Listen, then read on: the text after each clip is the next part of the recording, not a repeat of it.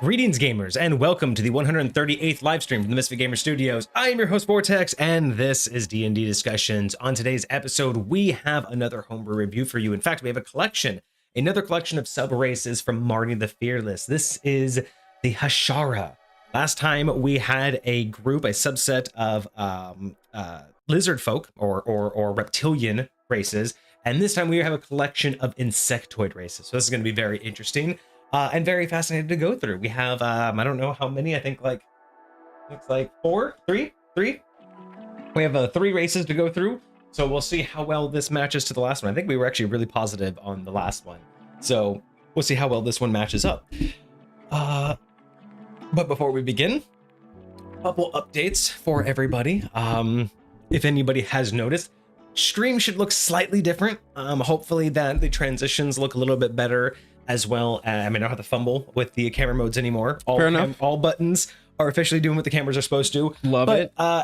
Which it is on this side of me. As y'all can see, chat, I think, looks a little bit better now. I like chat. I think chat looks a little bit clearer. I've definitely redefined how much its box comes out. So yeah, it's not as obvious, but chat really pops a little bit more, a little bit easier to read, I think, for everybody out there, especially when we're doing this, because I know a lot of times, especially if my arm is behind, it was a little bit right. It's harder to see. Okay. But other than that, just a couple little tidying up with the cameras and getting everything, just a little bit better. Eventually, I will be going for new backgrounds, new transitions, things like that. Like I really like some actual animations and things of that sort. So all happening next year, of course. After the holidays, we'll be probably doing more emotes, backgrounds, a new intro. I want to get a new intro in there. I'm very excited for that. Both a countdown intro, so like a looping countdown, but I also want to do, as part of the intro, I want to have like a little animation thing set up for when we do the episodes. So it'll be a lot of fun. What else were we talking about? We were just talking about something right before stream that'll start next year too. What's it? Yeah, talking about a couple things. Yeah. It's so things will be coming down the pipeline, but eventually, hopefully, just it'll all be better. I'll just increase the 100% availability. And if you guys aren't on TikTok, we are going viral right now, and that's very cool. Not quite hyperbole. It's very cool. No, so I did a stitch like a week or two ago to Theater of the Unaligned. Amazing. If you guys don't follow Theater of the Unaligned, they're absolutely hilarious. Do a lot of great skit comedy. I do believe they also live stream their games. Like just an absolutely phenomenal group. I've followed them for so long, and Soul had tagged me in one of their videos asking for a breakdown of one of their insane builds. It was Hexblade Paladin. Wild. And I remember seeing this and I was like, that's an insane amount of damage. And then Soul tagged me in it and I'm like, now, is this something they actually play in the game, or is this just like a crazy build that they came up with? So it was part of a skit. It was literally just the dude was like, I'm gonna hack Hexblade Paladin, I'm gonna do all this crazy stuff, and I'm gonna attack you for 230 damage. And that was like the scene, right? So so Soul wanted a breakdown, so I just was like, okay, is it possible to get that? Like, I basically wanted to figure out how would it be possible to get that much damage with the information that they gave me. Assassin, Hexblade Paladin, and it was Divine Smite, or it was Critical Striking, Divine Smite, Eldritch Smite, and something else for a total of 230 damage. So I tried to basically take the bare minimum amount of information they gave me and said, with what can we do with that? What's the bare minimum you need in order to get there? So I had to figure out what was the bare minimum weapon, right? Because you could easily get to 230 damage by having the most powerful everything. I wanted to figure out at what stage would this have been, valuable. So that's what I try to do. I try to look at what's the most, like, what weapon would need to be the most minimal but most impactful, right? Like, you needed to be able to do sneak attack, so it needed to have finesse, but it needs to do enough damage.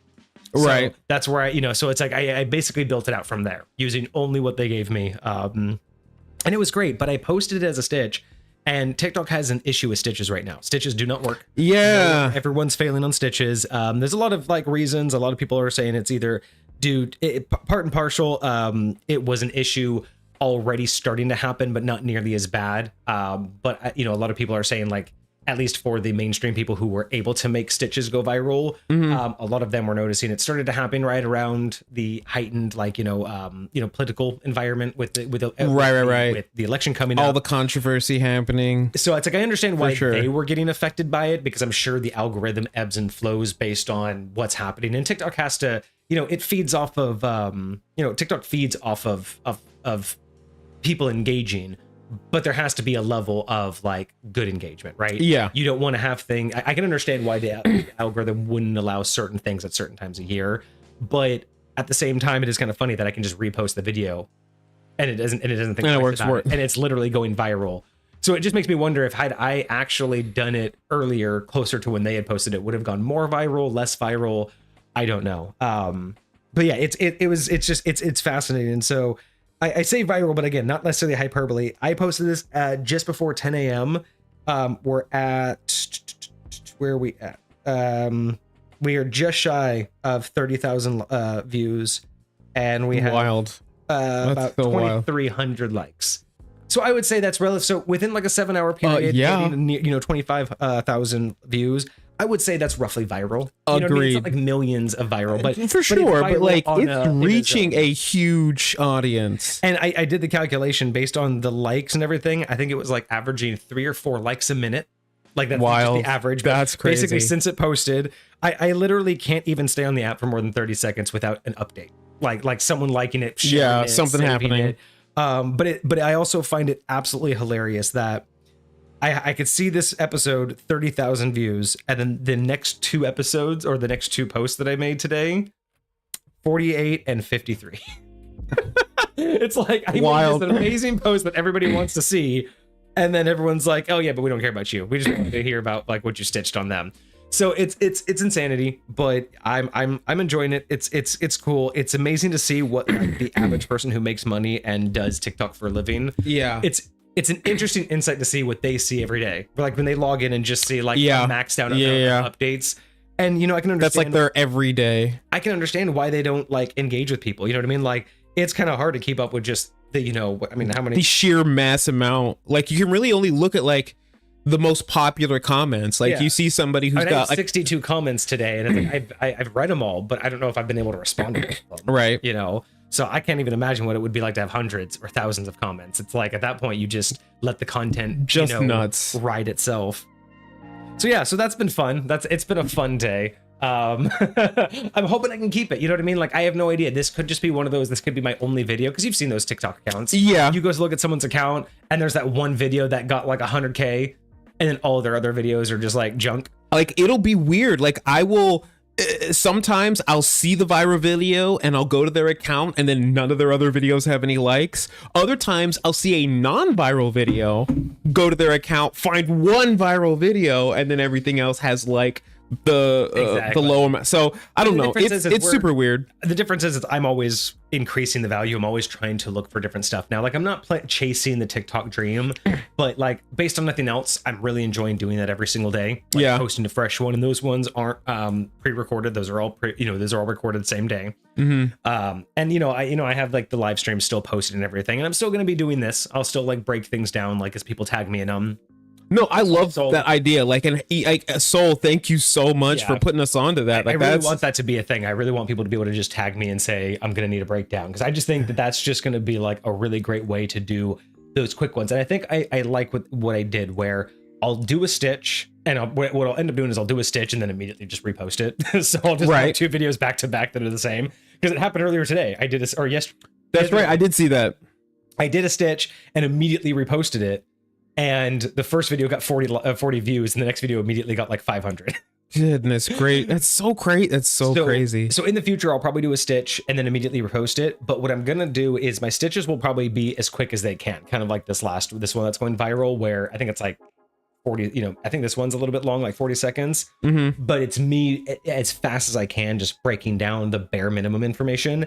And then I followed it up with a like 2-minute, like much longer breakdown of like, here's why each of these things work. Right. So I think I'm going to keep doing that, because for those that want the extra information that go to my account, they'll see the very next video as a deeper explanation. But for stuff like this, it is kind of nice that I want to try to keep utilizing that approach where I take it on kind of like in the TikTok format of fast, get all the information out, don't waste your time. But I do still want to do what I do, or like what we do best, which is actually deep dive it. Yeah. So I'm gonna want dig to into it a little bit. A bigger episode, and it may end up being where, you know, those bigger episodes turn into like YouTube, you know, like a 10-minute YouTube, where then I can make just the breakdown, and then I can make a whole 10-minute like dialogue on why it works. And I can even build a lore out. Maybe I'll even do that where it's not just answering the question of why mechanically does it work, but then I could spend, you know, because that only takes like 2-3 minutes to explain. But then I can spend more time of the video explaining how you would get there. What kind of campaign, what kind of storyline, what kind of background would make a character get there? Because I did see that in today's short that a lot of people are commenting. There's a whole conversation going on in the comments right now about the feasibility of a character coming to that, you know, conclusion. Like, yes, mechanically all of that works, but how would you have gotten there? Right. What is the situation what's where the realist Hexblade and a paladin would also have a pact, right? So, you know what's interesting? That to me plays right along with the other video that you had stitched, the one that was talking about by night being one thing and by day being something else. My immediate thought, and like I'm genuinely kind of intrigued about playing a character like this, would be somehow there are two entities, two deities that are vying for you specifically.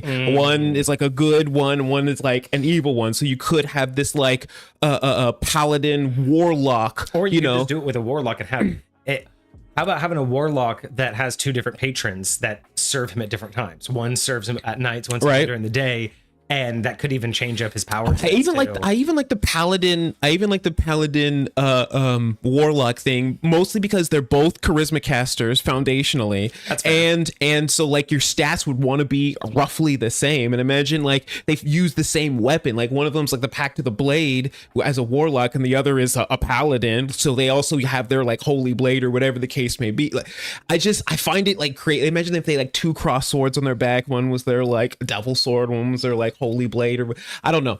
I feel like that would be a very interesting, and it's almost like these two gods are like placing bets as to which one like this person is gonna like fall towards. Like that could be interesting. Yeah, I did the breakdown on what I thought like the like how you could implement that into a campaign where either preset it or even have a player run it themselves, where they have like a Jekyll and Hyde kind of character. Having that idea like baked into the campaign is really cool. I do like that. And yeah, so I did see that you posted me in a couple other things. I've put the wild shape one that you posted. I did put that idea into our subjects channel, which really is our topics channel. And that's realistically for stuff like that. Like, you know, if you want to have us like talk on a topic like that, the best thing to do for those, just to make sure that we remember, would be to post those in the Discord in like the topics channel, because that's just what I did. I literally just went in there and just posted the idea, because the TikTok was cool, but I probably wouldn't engage with it on TikTok. It's not quite the engagement that we would do with the channel, but I do want to talk about it on stream. I just won't remember that we got it from TikTok. And then the other one, as soon as you can find out whatever sheet that he was using for his like drink layout, because I didn't look around his account at all, but that video didn't only show like a small snippet of it. So if you can get your hands on it and post that in the Discord too, I will take a look. I'm just really curious to see what it looks like and see if we could adapt it to when we do like cocktails and stuff. Right. Because it looks like a character sheet, but it has things like all I saw was things like it had like a like whether it had like a garnishment, like one of the like it said like strength that said garnishment. Interesting. So it's like a character sheet for a cocktail, but although that sounds interesting, to be completely honest, my first initial knee-jerk reaction is that sounds very convoluted versus just being able to have like a list of ingredients with a quick like description of how to make it. So I really want to know like what is the benefit and what he's trying to do to have a character sheet represented as a cocktail. Because if that does look cool, we were actually just talking about this right before stream. What we want to do next. Oh, that's what we wanted to do next year. Developing the website. We want to develop the website. So that's what it was. We're realizing that Discord has some limitations in terms of what we want to display, right? We want to give you guys all the pop culture builds, all the sublet and subclasses, but having a single channel show all of it is either just going to make you scroll a whole lot, or there's just going to be big lists. And we don't want to make more and more channels or more and more threads, because then it just gets, you're clicking into something to click into something to click into something. And at that point, it might as well be a website. Yeah, so exactly. Most likely what's going to happen next year is we're going to launch some version of the website where we're going to start migrating a lot of the builds. So we'll have the links and everything in Discord, but we'll have a much more nice visual representation of all the stuff on the website. So that'll be a little bit easier when we're doing our builds. Plus, once we figure out either whether, how we want to transition Goblin Notebook into our own branding, it'll be really nice to transition that onto the website. So when you guys download it, it will be, Misfit Gamer Studios branded. It'll, look like what we want it to look like. And that'll just be like the next big phase. So that's coming for next year, which we're really excited about. 100%. I'm stoked for it. Get me some, what do you call it? Training in for a lot of the technical side of things, the behind the scenes stuff. So I really enjoy doing that kind of work. So we'll see if we can make it look real good. Yep. All right. So I have to go fill my water. So if we get any hydrations, then I hydrations 100%. We're gonna get some. Baki shows up. Yeah, we always have some hydration going on. So I'm gonna go grab that, and then we will get going. So entertain the peeps. Well, so an update, not update.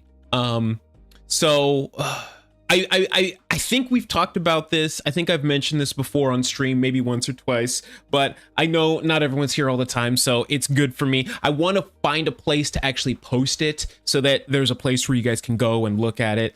But anyways, basically, I wanted to just reiterate something about submissions.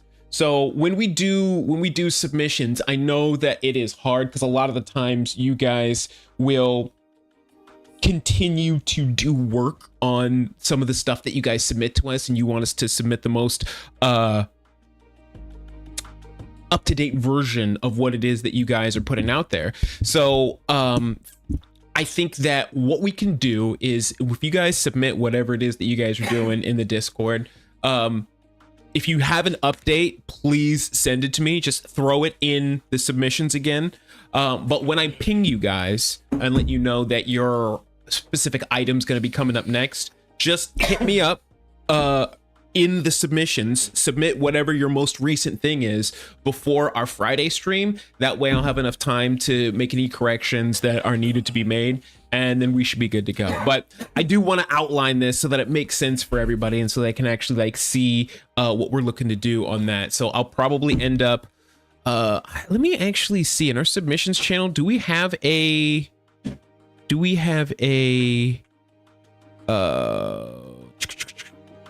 webhook? We do not. I might end up putting a webhook in there and kind of having how that works, or Vortex has his original guidelines in there, so we could just update that as we go through. So either way, it'll be wonderful, but I'm super excited to see what's going on. Marty had a really cool collection last time, so I'm confident that this time's collection is going to be just as great. And I'm looking forward to some of the individual ones that he has. So there's 2 more that are coming after this, and those are just kind of standalone races. They don't really have the sub races like this one and the last one did. But yeah, I'm super excited to see how it goes. So and if you have any other stuff for us, Marty, please send it in.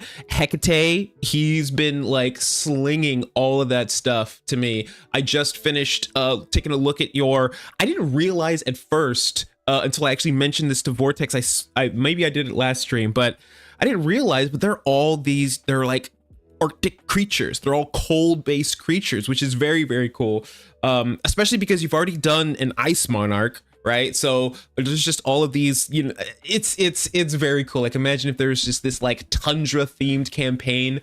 I swear a while ago, one of my friends was running me through Icewind Dale, and I feel like a lot of these creatures would be perfect to go in a setting like that. So I think that stuff will work out super well. But yeah. Wait, by the way, I also posted on TikTok about a goal that we had for this month. On TikTok? Yes, I wanted a Oh, TikTok that's right. goal. That's right. Yes, yes you did. I wanted to get to 100 followers because we were at like 84. Sure. 83 or 84. I wanted to get to 100 followers and 5,000 likes total by the end of November. So I posted a video on TikTok, basically being like, hey guys, you know, this is my goal. Would love to have that. Wild. Within like 2 hours or 2 to 4 hours, we smashed the goal, had like 108 followers at that point, but still only had like 3,000 likes, maybe like 3,500 Sure. likes. And it didn't look like we were going to go very much further than that until today. Until today. But Wild, I think we've Absolutely officially wild. been able to completely get it. Because at this point, we have what, 158 and 6,000 some odd likes. So we smashed our goal. We actually, My goodness. 154 and 6,349 That's likes. sick. That is so clean. I'm so stoked. See, this is what I'm talking about. Like slow and steady. Yes, it's just one video for now, but that's how it starts. But you know what? It's also that's how it starts. It's also about it, yeah, because everything about TikTok is about consistency. Like a lot of the people who like, you know, who aren't just trying to pump and dump like, you know, accounts, like a lot of them are talking about just like it takes a couple months, you know, you got to let the algorithm figure you out, you got to be consistent, you got to know what you're doing. And I feel like we've definitely fell into our groove with this. So yeah, there's it reached 30,000 views. I figured it was going to reach 30,000 tonight. I told you it was going to happen before the end of stream. So yeah, but it's also about reasonable goals, right? Yeah. Going from 80 to 100 was much more reasonable. Asking to go to 500 by the end of the month would have been insane. Even at this rate, even from when I had asked to when this posted, I think I had like 120 followers the start of today. And now I still only have 155. So it's like, that was nice. I got a huge growth, but that was only 25, 30 followers today. Yeah. That's great because that's 1%. That's like what? That's a but 10%. It does tell you that 200 could have been a reasonable potential goal you could have shot for, and I can still. You know what I mean? Like I'm 100%. I'm happy that we gained that goal, but now the goal is like 210,000. Yeah. Like that's probably going to be the next thing is 200 followers and 10,000 likes, and if I can keep that growth up, I don't kind of mind going that direction and keeping those like small small things going. I got to put this down again. It just keeps giving me updates to look at.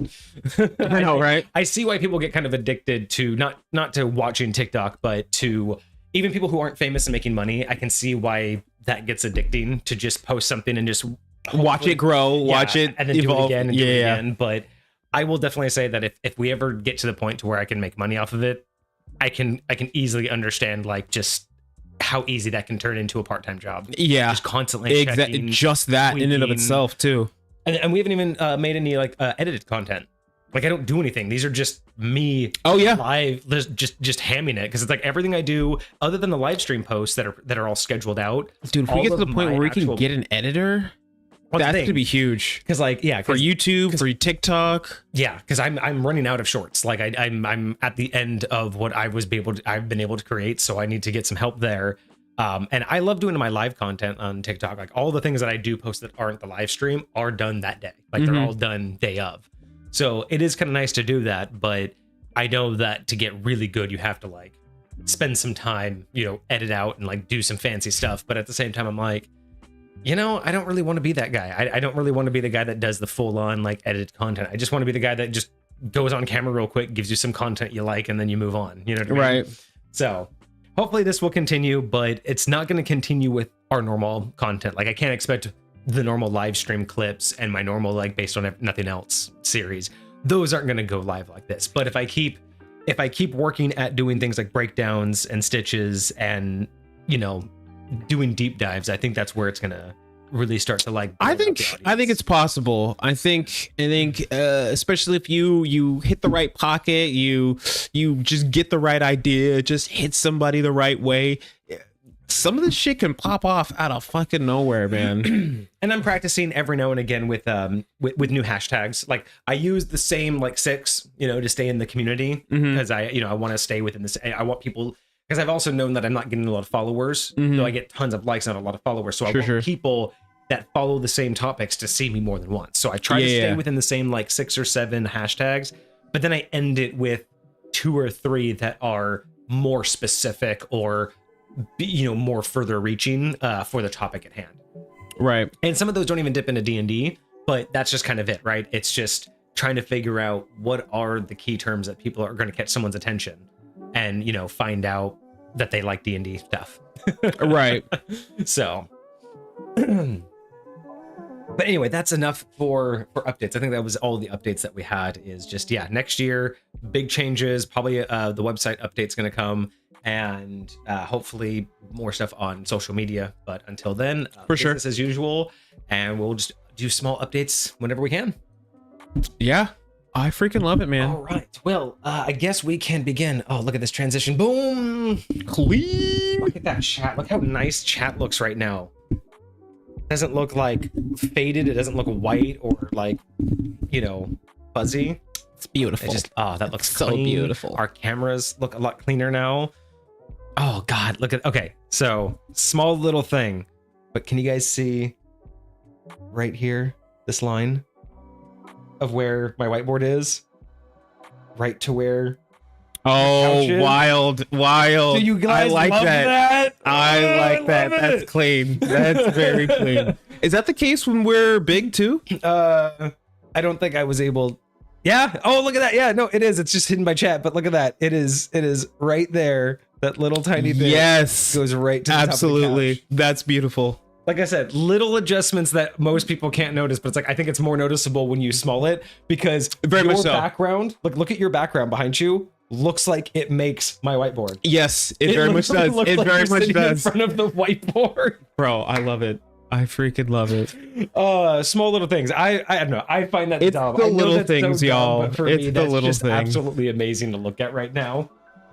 And if I ever knock one of these cameras, it's gonna not ever be that perfect again. What are you talking about? I feel like that could be the way that you line up the cameras. Actually, that could be the way that we start. You know what I mean? Camera lineup. But yeah, it looks fucking sick.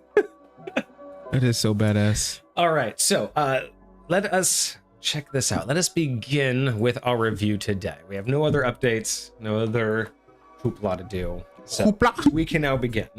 Hoopla. All right.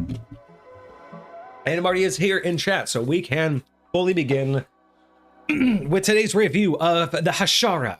This is a new collection of subraces. This is going to be insectoid in nature, in contrast to the reptilian races that we had submitted to us before. Yes. All right, Hashara. Let's go. The first one. Now, again, hopefully I get these pronunciations okay. The Aljurin are a species of large insectoid creatures ranging in a plethora of different colors, reds, blues, green, and greens. In different colors, reds, greens, and blues. Their shells are of all colors and give off an almost magical type of glow. Their shells are incredibly hard, and their magical ability allows them to absorb armor into their shells to make it much stronger. Scarab beetle. Interesting. So the first one, the Aljurin, is a scarab beetle. So that gives me creature. like iridescent vibes. You know how they kind of like change colors and stuff. Like they're blackish, but in different shades of the sun. As light changes, it's going to give you that different like opal hue. That's interesting. Okay, so what is this giving us, right? So they're large creatures. I'm kind of thinking like you think they're going to be large, round. They're going to be like big beefy creatures. Yeah. They're going to be multicolored. Okay, I do like that. So automatically, what I'm getting off of this is their magical type of glow, their shells being incredibly hard. I'm obviously thinking high AC automatically. I'm really curious how this like armor absorption is going to work, because you usually don't see such a ability given for a race. You know what I mean? Like such kind of that's very much like a feat. I would say there are some that have it like built in, like the turtles. They have like built in AC. But yes, a lot of the times you will see that kind of stuff in feats. Yeah, so this is interesting that they're going to absorb it. So I kind of like that though. I don't mind it, though. Absorb is very unique. I'm curious how the actual ability is going to read. Right. Yeah. I almost would love it to where it's like if instead of absorb, it's more like imagine a creature where they can secrete like a very sticky substance through their skin, which will allow them to like adhere things to them for a certain amount of time. Interesting. And they can only secrete so much per day. So it's like you can accumulate over time, like pieces of armor that will stay on you for certain amounts of time. That would be kind of like a dope way to have a character. Very interesting. Yeah, that would be very interesting. You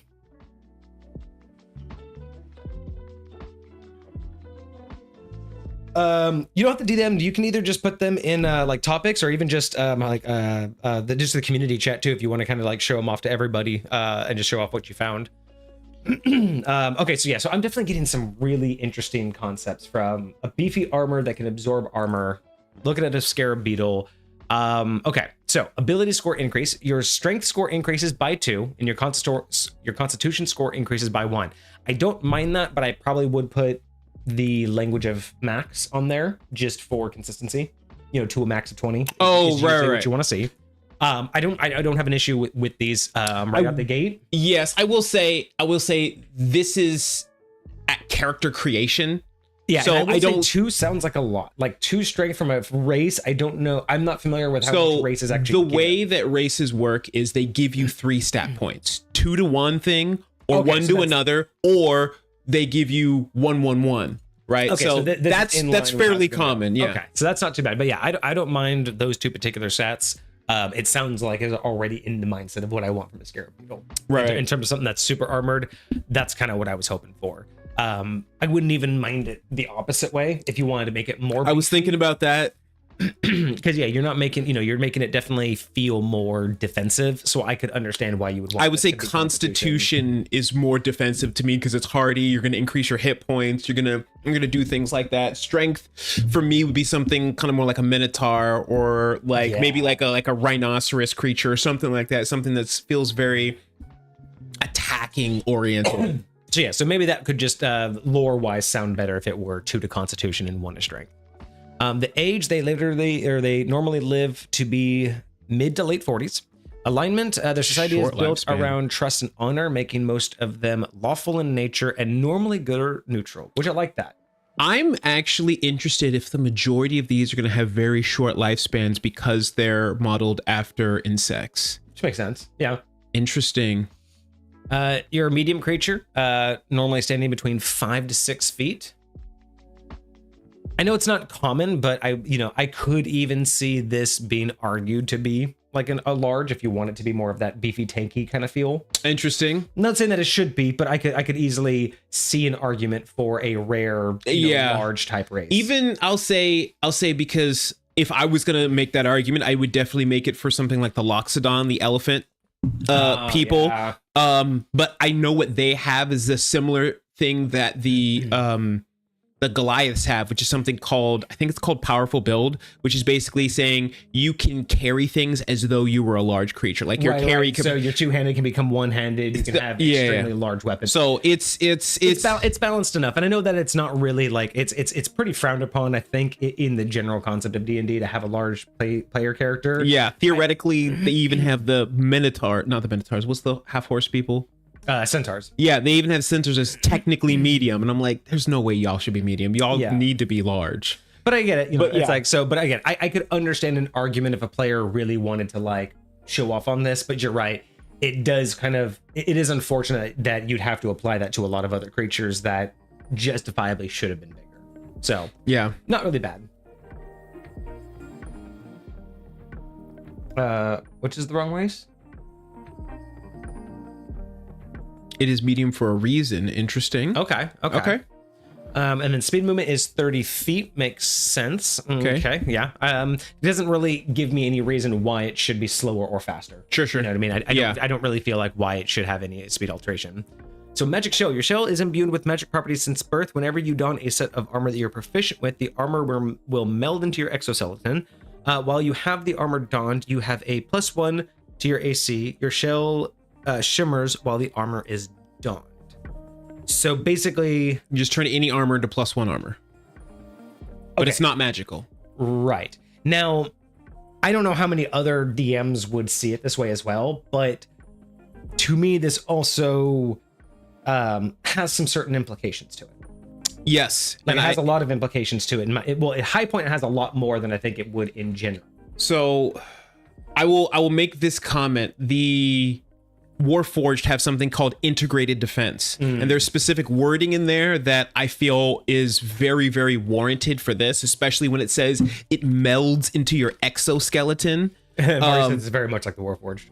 Yeah, so if that's the case, then I would say it's fairly important to include the verbiage that like this armor cannot be removed from you by force, because a lot of the times, like if you go unconscious or something like that, somebody can like take off your armor, make you more vulnerable, things of that nature. That would definitely be important. So because there's that, and then there's other things that, like, when you say it melds into your armor, there are certain armors. Well, again, I don't know if 5th edition does this anymore, but certain armors used to give you like limits on things you could do, like plate mail for stealth checks.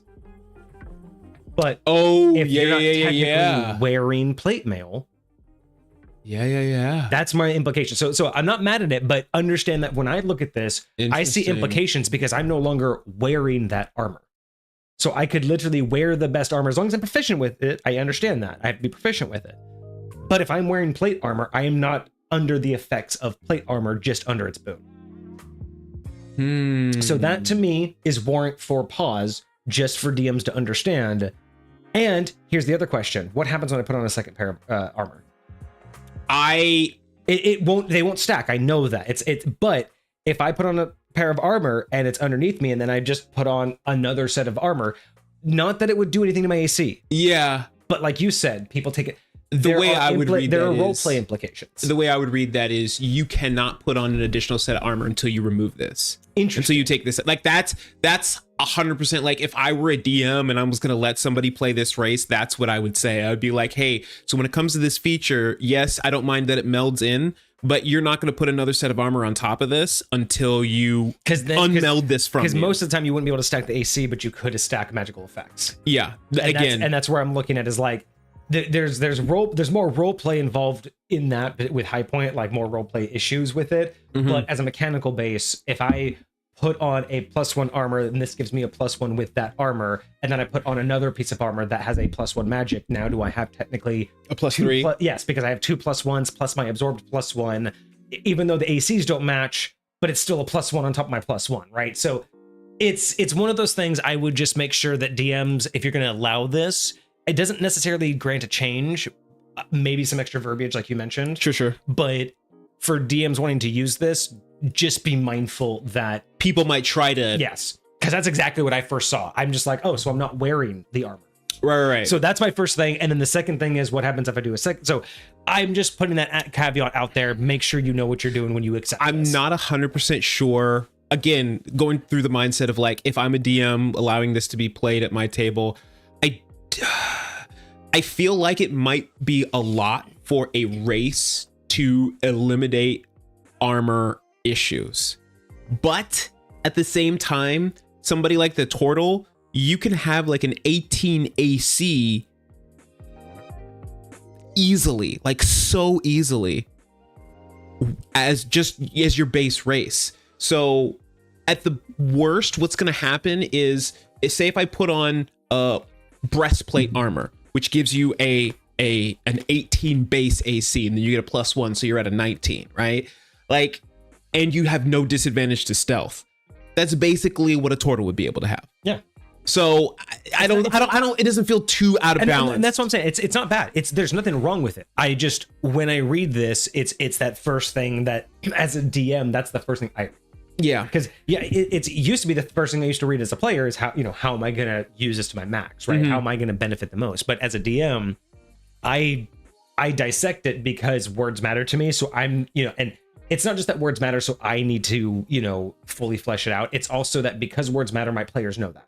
Yeah. And so if my players come to me with this and they're like, I absorbed it, I'm not wearing it, I'd have to be like, you're absolutely right. So from that perspective, it's just more of a DMs. This is a great thing to have, but if you're going to know what you're getting into, know what you're accepting, and make sure you have your rules in place. Just and make sure you're okay with it. Yeah. don't fight against them when they try to use it the way that it's written. And what I really do like about this is I will give Marty 100% credit for this because this is brilliant. I think this is actually important. Even though it's a magical effect and it's giving you a +1, it is not giving you magical armor. Yes. It is not a Yes. it is not considered Yes. magical armor, therefore mundane weapons would still hurt you. If it went that far as to call this magical armor, that would be outright not okay. Because you can't have a race Just level having magical one armor. just Yeah. gives you automatic magic. So the fact that you're getting a +1, I'm totally okay with. I just want to point out too that it isn't magical armor, which is so important. It's a magical effect, but not magical.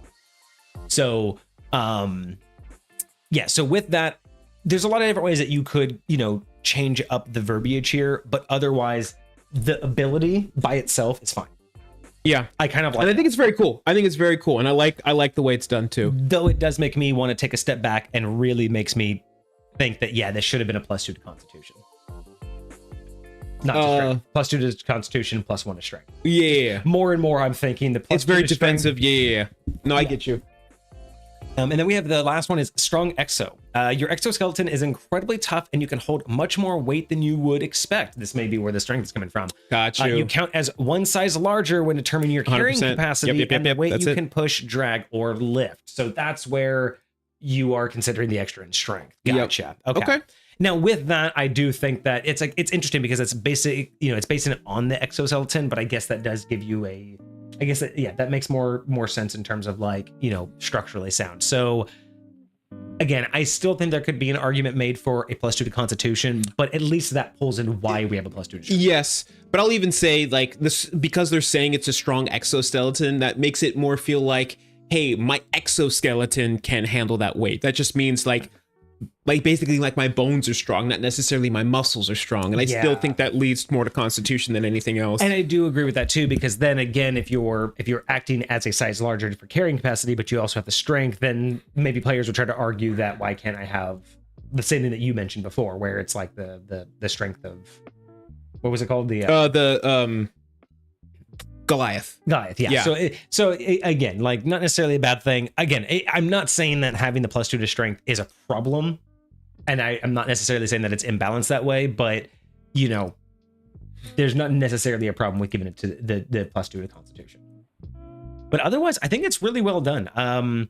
It doesn't leave a lot. I kind of would like a little bit more of a visual, because I'm having a hard time really kind of like. When I think of a scarab, I think of like circular, right? So I'm thinking of like that, but just blown up to human size. And it's like, it's a very big, type of case. So I'm just trying like to if you were to look up a turtle, because I feel like that's a very similar vibe. Like imagine if like an image of a turtle kind of got morphed into a scarab beetle. So like they still have those like larger like round shells and exoskeletons and things of that nature. A turtle. Okay.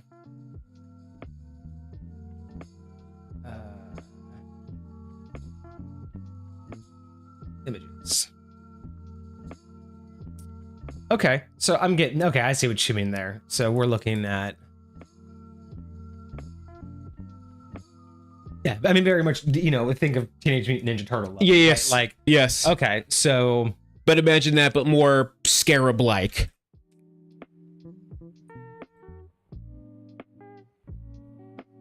So, because when I think of scarabs, I'm usually thinking like super thin, but I guess you could just anthropomorphize it. I mean, yeah, you got, like a moth that they were able to do. So, is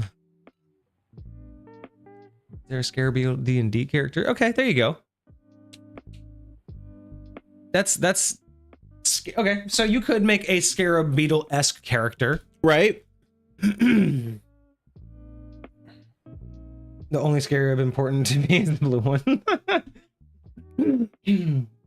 Blue beetle. Let's go. Yeah, so I guess you could easily, you could work this into like a build. I mean, most of this is built under their armor, but I like this one. This one kind of looks, because then you can imagine this changing.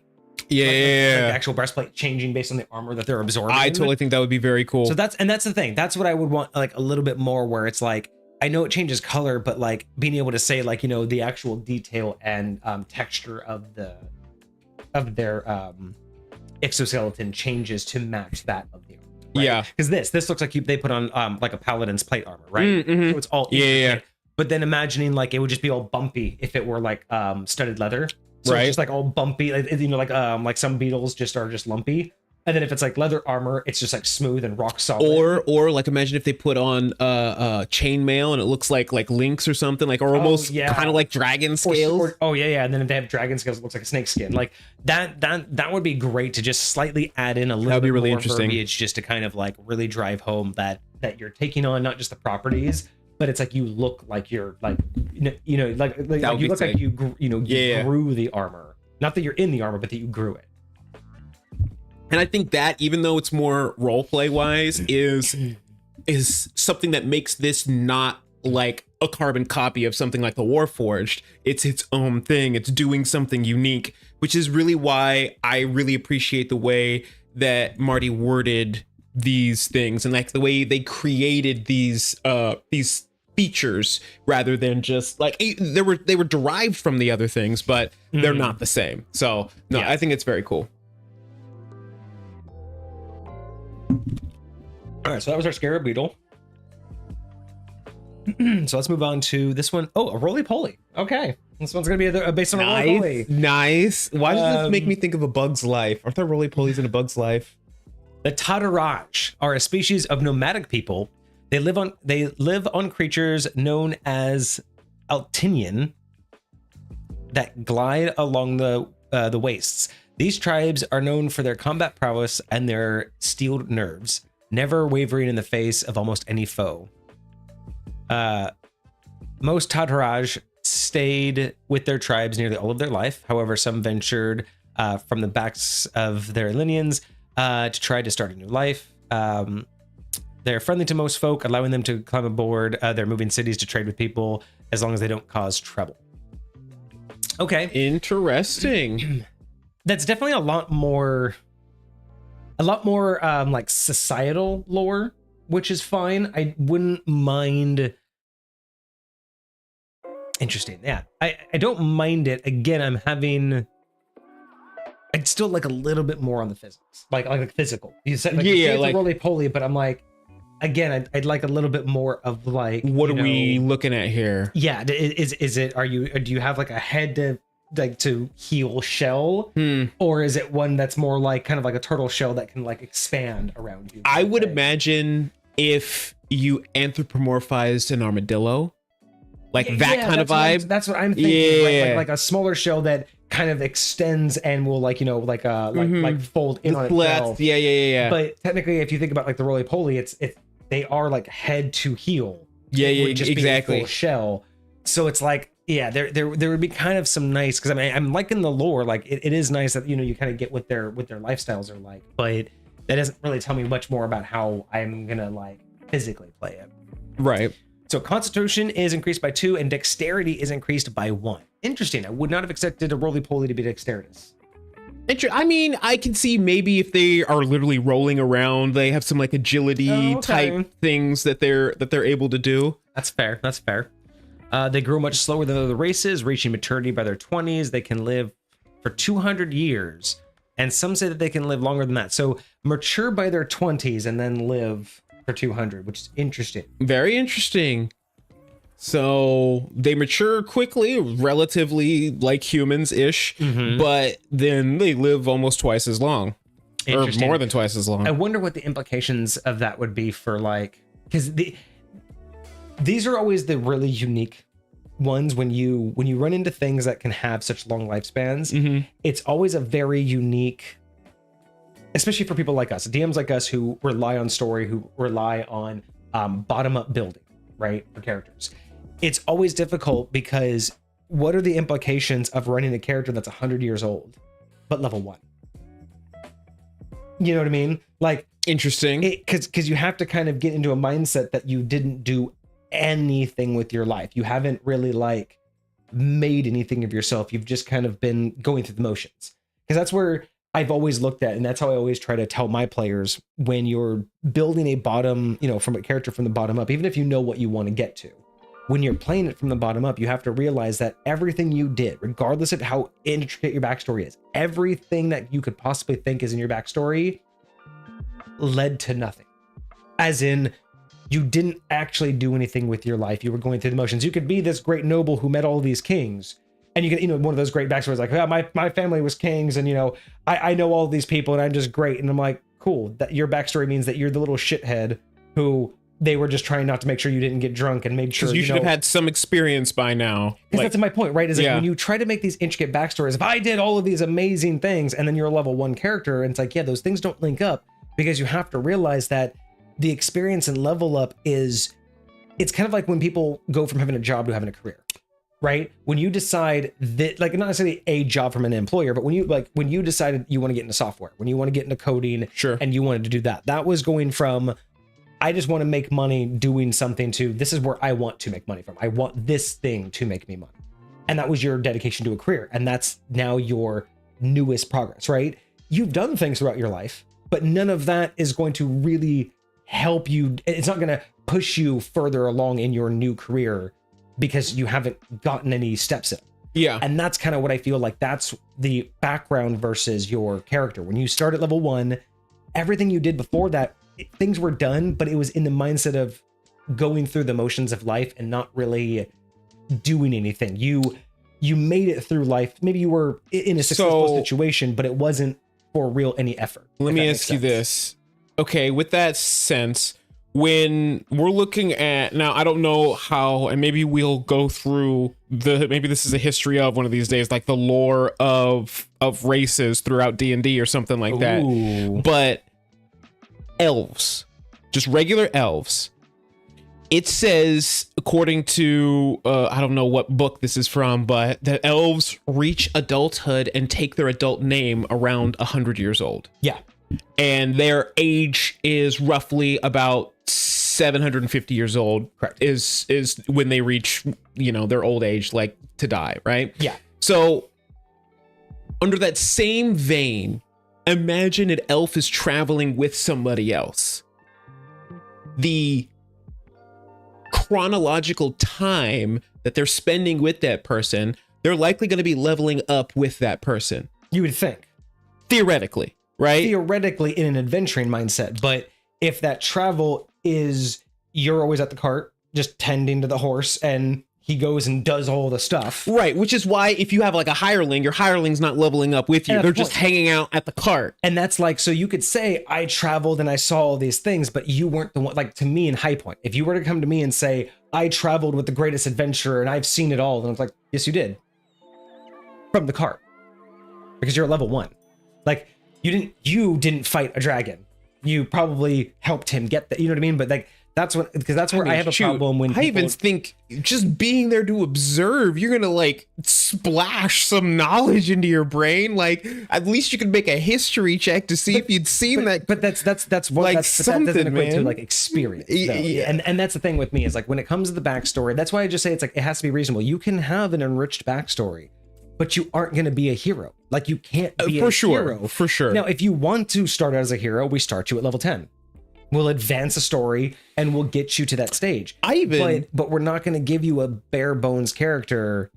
I even like the idea, and I don't know how you feel about this, about somebody who may have at one point been more powerful, and then lose ability, and then lost their skill set or whatever the case may be. I don't care if you say, hey, I've faced every dragon, so I know the weak points of all dragons because I've traveled with some. That's fine. Sure. Your knowledge is fine, but that doesn't help you be an adventurer, right? Until you understand what to do with it. And this is where I know that there's a big, like, I know we're on a big different tangent, but this is kind of where there's like a big divide in terms of, and I think this happened, I think around 4th edition had this mindset too. And I think it was kind of also an optional thing in 3rd edition, 3.5.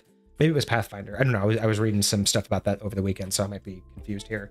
But there was at one point a divide in terms of what does level 1 adventurer mean in the grand scheme of things.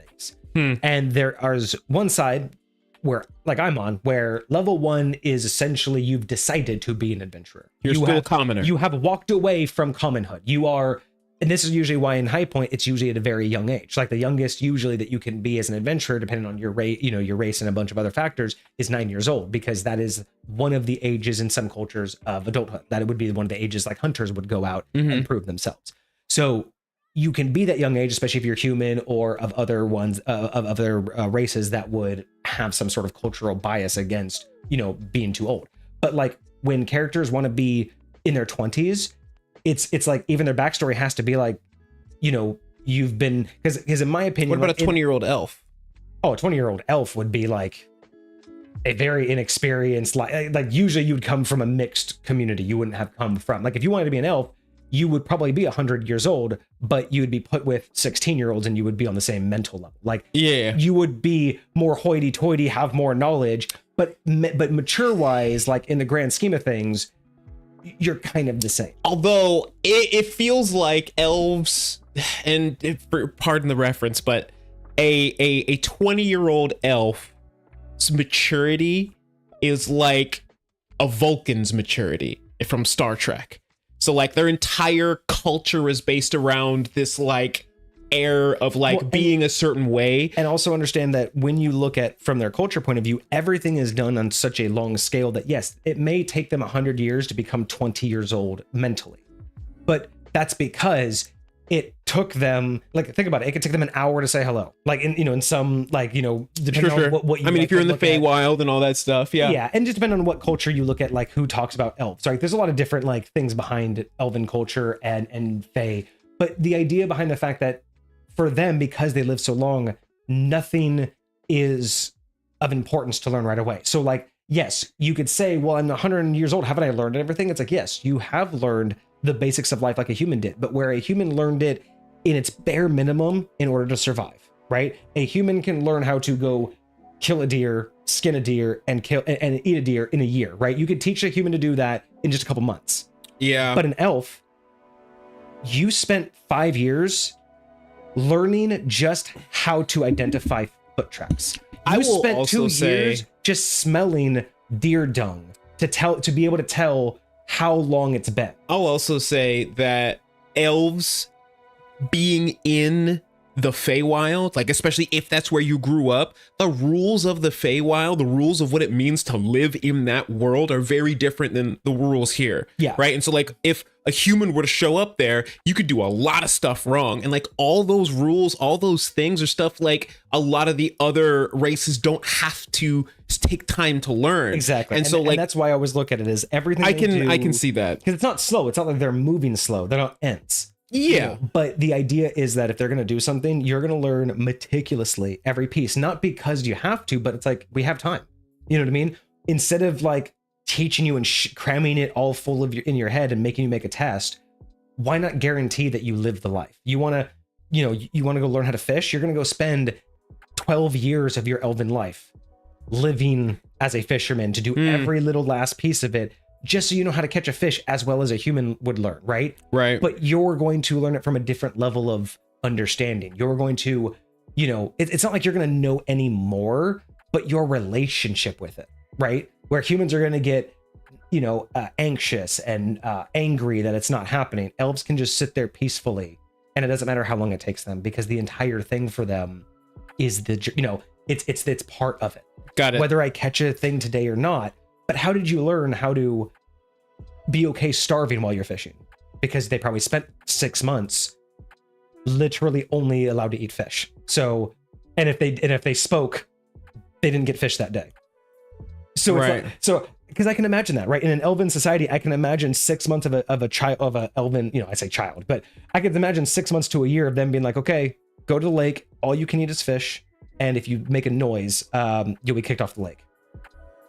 So that's just it. They just have to learn how to be at peace, whether they catch something or not. So when you see them fishing, that's why there's just serenity. And they look at a human being like, why can't I? They're just like, which is why I can kind of bringing it back full circle, which is why I can kind of see a race like this, I understand you can reach maturity at 20 years old. Like, it would make sense for somebody out here on the material plane going through life still being able to reach maturity at 20 years old, but just their biology allows them to live a little bit longer than the average human. And again, maturity is subjective. What a human very much is mature is not what an elf thinks is mature. But the maturity just in our real human lives, I can't tell you how many 60-year-old babies I've met. Like, your age does not equal maturity. Just because you've lived a long life.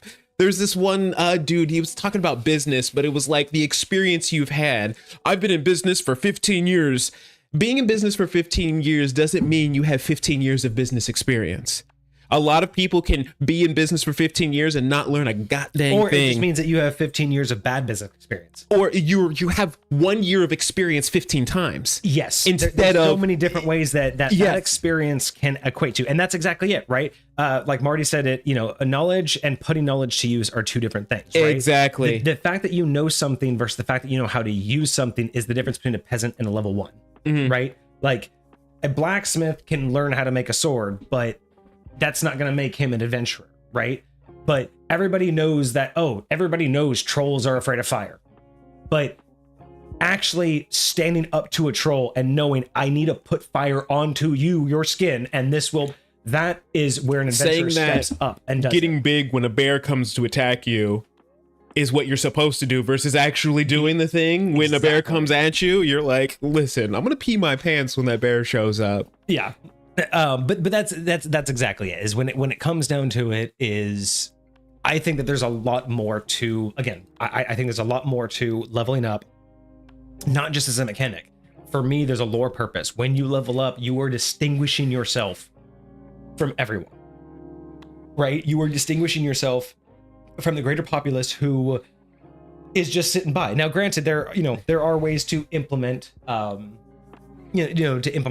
alternatives, but I just think that that's one of the ways that I've always looked at as leveling up. Is it doesn't matter how old you are, what you've done, if you're not really doing things of substance to push yourself into that greater world. And again, it just because you're getting better at something doesn't necessarily equate to XP in the same way. Like a fisherman getting better at fishing every single year, he's getting XP, but not in the same way a adventurer is. Right. He's getting so focused XP. It's basically like he's getting feats, but no level. Interesting. Like he's getting so little XP that he's only getting things that directly benefit what he's doing.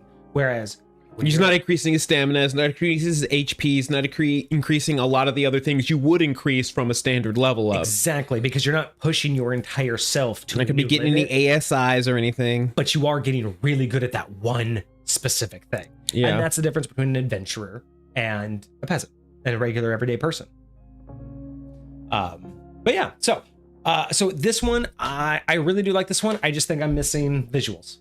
I just want to see, and actually, you know what? Maybe I can do 5P roly-poly. I mean, someone's had a thought of it, right? I just want to see, like, what would a roly-poly character look like?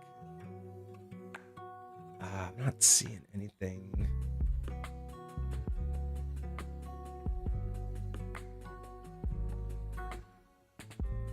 All right, not seeing anything of like, yeah, nothing helping me, like, get inspired. It's not doing the thing. Like, but see, again, this is what I think of is like when I'm thinking of like the armor. I'm thinking like this is how the armor has to be. It's almost like you know what it reminds me of.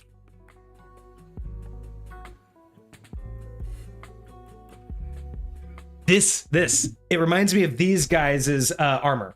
Oh, the Centaurans. Yeah. Because I was trying to think of like how it comes up, but you want it to be a built-in helmet. You could make it a built-in helmet, but I kind of like how you see, how you see it in the back here, where it like just kind of comes up. Yeah. This is what I imagine, almost like this is the roly-poly guy, I think. Oh my god, that's what Marty was thinking too. Wild. So this is how I would anthropomorphize it. Is this, but it's mostly like this armor, but from the back. Like, so plates are, but it would be in the back, and then I would even give them like a half helm. Yeah. So I'd give them extra AC. I would even allow it to be in the lore or in the verbiage that their AC, they have a I don't know if you could do this in second edition or in fifth edition. You could do this in second because it was a thing where you actually had AC differences directionally. So what I wouldn't even mind is if the roly-poly had an extra +1 AC when attacked from behind. Or like a +2. Oh, interesting. So literally, because it's like the roly-poly. So from the back of the head all the way down to my feet, it's just basically built in. You know what I would do instead of that? I would... An unarmored bonus? I would remove... because sometimes it's hard to define when someone's behind you. I get you, yeah. So what I would do instead of that is I would like remove the flanking benefit. Ooh, you can't be flanked. Yeah. Yeah. That would be a cool little feature. You cannot benefit from the advantages of flanking against this type of creature or something like that. You cannot be flanked. Like, you just, that would, okay, Marty, you could add that into hell. Yeah, I don't mind unarmed bonus, like unarmored bonus. So as long as you're unarmored, you get like a bonus. But again, situationally, I think it makes sense to do it from behind. So I love that. This might be too much. This might be too much. But you could also consider that they don't suffer from opportunity attacks. That would probably be too fucking powerful, to be honest.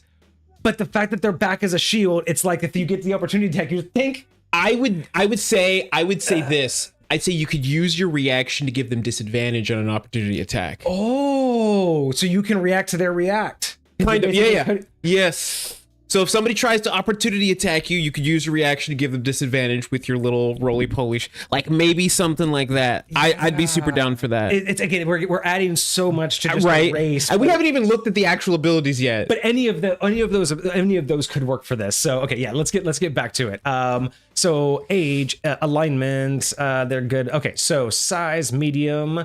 So stand around 6 feet tall. However, their shells add a lot of weight normally, making them between 400 and 500 pounds. So they're wild. Heavy. Yep. Again, that's around what Loxodon and stuff are. And again, just DM warning here for all DMs out there. Keep in mind that has implications. You know what I mean? I mean, for and against the player. Yes. Right. Lots of implications. Like riding things. Like there's lots of things that have like weight requirements and stuff like that. Bridges, rope, just trying to climb a rope. But again, on the opposite side, the enemy's prone. I sit on him. There is no fucking grapple check for 400 pounds. Bro, especially if you just roll on your back on him. God, that's all I'm saying. America, so dude. All I'm saying, DMs, is you have to understand what you're getting into when you read these things. Again, these aren't bad. None of this is wrong, okay? Don't get us wrong. We are not saying that this is a red flag for this being imbalanced. But as a DM who constantly was a player who manipulated and who constantly has to deal with very smart players, I see that, and the first thing I would do or be afraid of is if my BBEG gets knocked prone for any reason, and this guy's nearby and all he does is say, I sit on him. What role is that? What is the BBEG going to do with 400 pounds?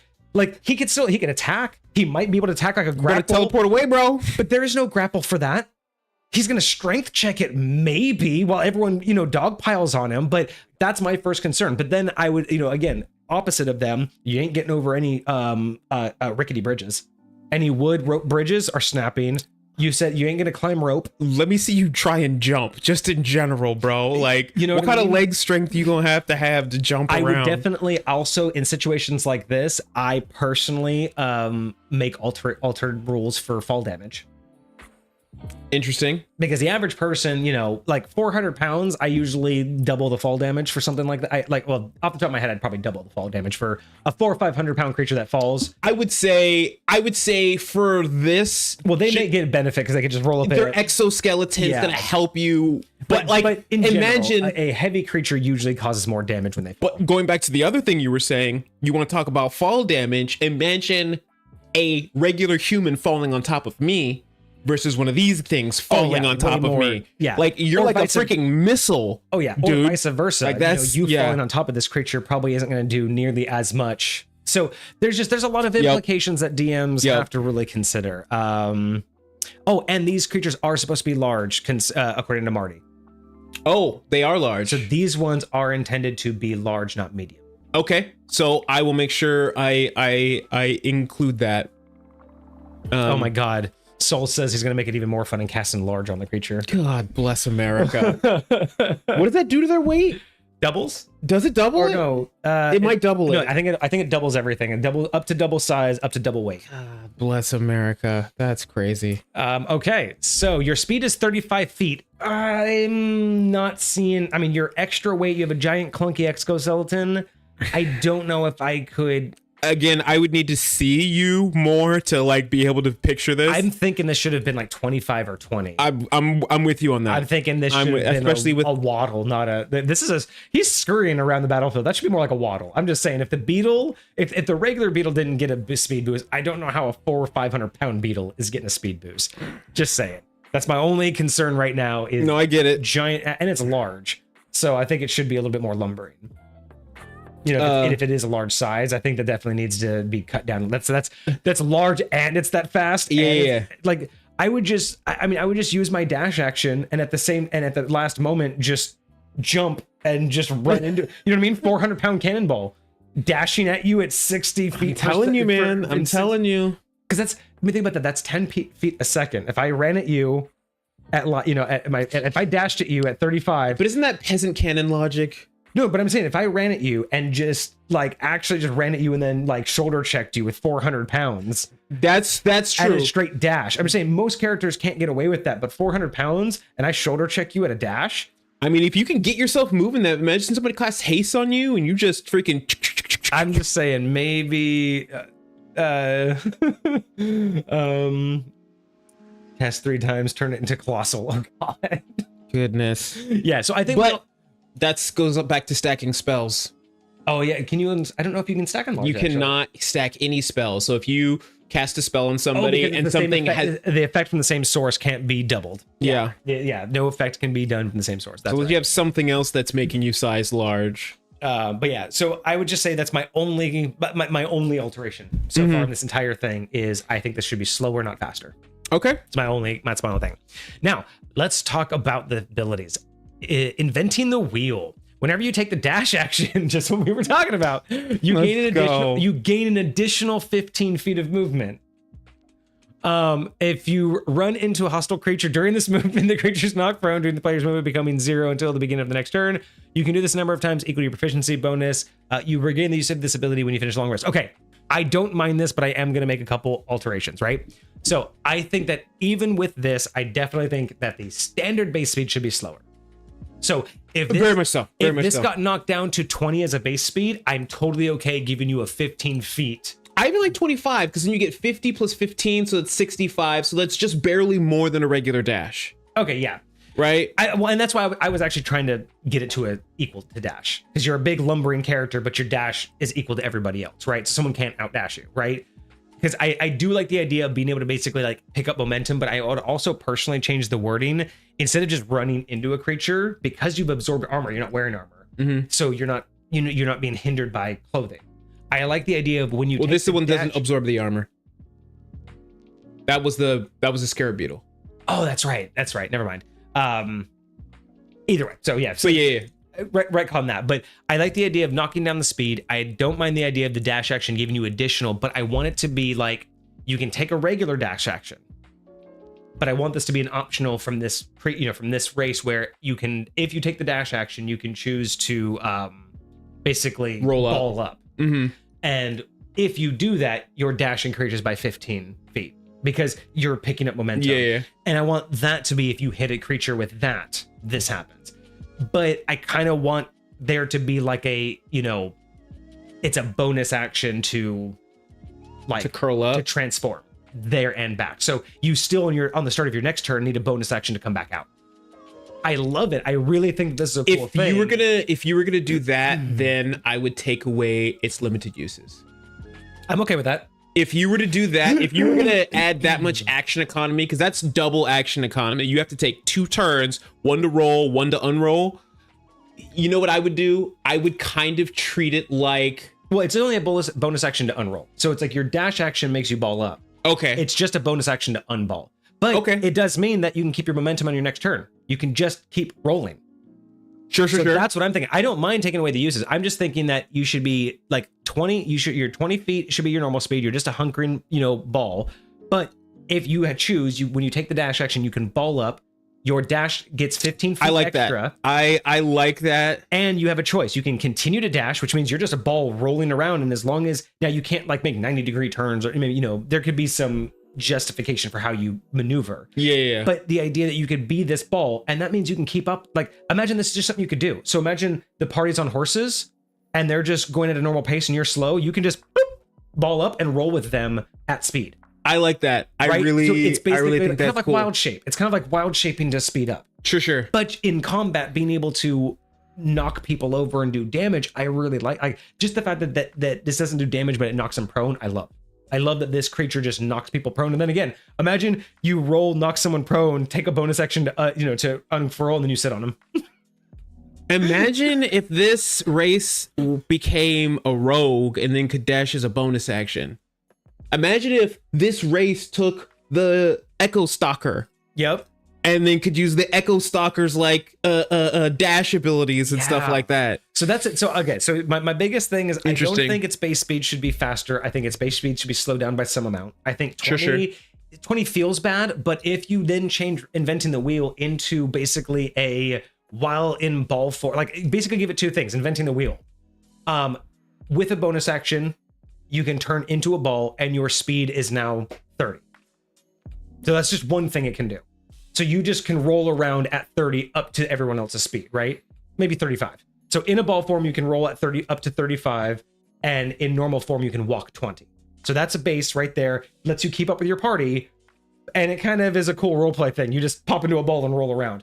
But but if you take the dash action, so it's more focused on combat. Mm-hmm. When you take the dash action and turn into a ball, you can knock people prone if you hit them, and you'll just keep the momentum, so you'll just be rolling around on the battlefield as normal, because we already talked about you can already have your speed as normal. Mm-hmm. And then it's just a bonus action to come back out. So that way it covers roleplay, it covers combat, you get a lot to do with it, but it also doesn't make your character feel like he's always going to be left behind. And I think this is one of those things where I love adding these like little things to characters, because this is one of those things that help players learn how to roleplay. If you built this into where to keep physically able to keep up with the party, they had to be in ball form and roll with them. Just imagine the visual. Like, okay, they're running away. They're running off. Okay, bye shopkeep. Whoop! I roll into a ball and then I roll out the shop and catch up with them, right? It's like just the visual that they get to constantly be this roly-poly. And then, they roll up to someone and they're like, hey, how's it going? And they're just like, hi. Like, it's just, I think that could be a fun way to let someone play that character. I'm curious. This is for both you and Marty. Does this ability work uphill? Oh, I see. I would say that the normal one wouldn't, unless you started with the dash and then got some momentum. But I would assume that you can only like get so far before. That would be a roleplay thing I would do as a DM, like in the moment. So that would be that. That's not something that needs to get built in. I would not make that a mechanic. I would let that be up to the DM. Yes. Yeah, I would just say that in the moment, like that. But yeah, so that's my thing. I don't mind it as it is. I just think that my thing would be changing the speed is bare minimum what I would suggest. Inventing the wheel, I don't mind it as it is. Just take the dash action, you get additional 15 feet, and you get to knock people down. I'm okay with how it reads. I just think it could be a lot more fun. Not better. I just think it could be a lot more fun. Okay. Because this just reminds me, isn't there a feat that you can do this? It's like the bash or whatever. It's where you can dash into somebody and then like knock them over. I thought there was a feat, or maybe it's a shield feat. Because I thought it was when you have a shield, you could like there are some abilities that let you do this. Because it was like I think it was in Baldur's Gate 3. Something like that. But there was a way where you would just basically run at someone and then you could like knock them prone. So I just feel like it could be more fun if you added more flavor to this, where you're a slow character, but you can ball up to keep up with everybody. And if you ball up during combat, you can knock enemies prone, kind of like bowling ball. Like, I think that's a really cool thing, because it adds a lot of flavor, and I know it could be abused, but at the same time, you're not doing damage.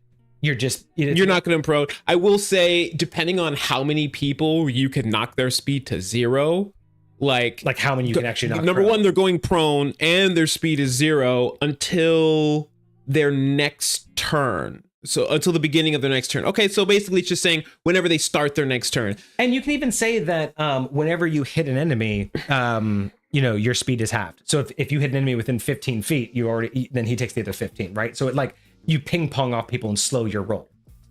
Interesting. Right? Because every time you hit somebody, you would literally become slower. So if you're doing that whole thing where it's like every time you hit someone, you lose 5 a little bit feet, of momentum. Because you could just say lose 5 feet of movement for every target hit. So if it took you 20 feet to hit the first target, once you hit him, now you're technically at 25 feet, even though you only move 20. So if it takes another 10 feet for the other character, you don't have enough, right? So you could just do that and justify how abusive you can make this, right? Right.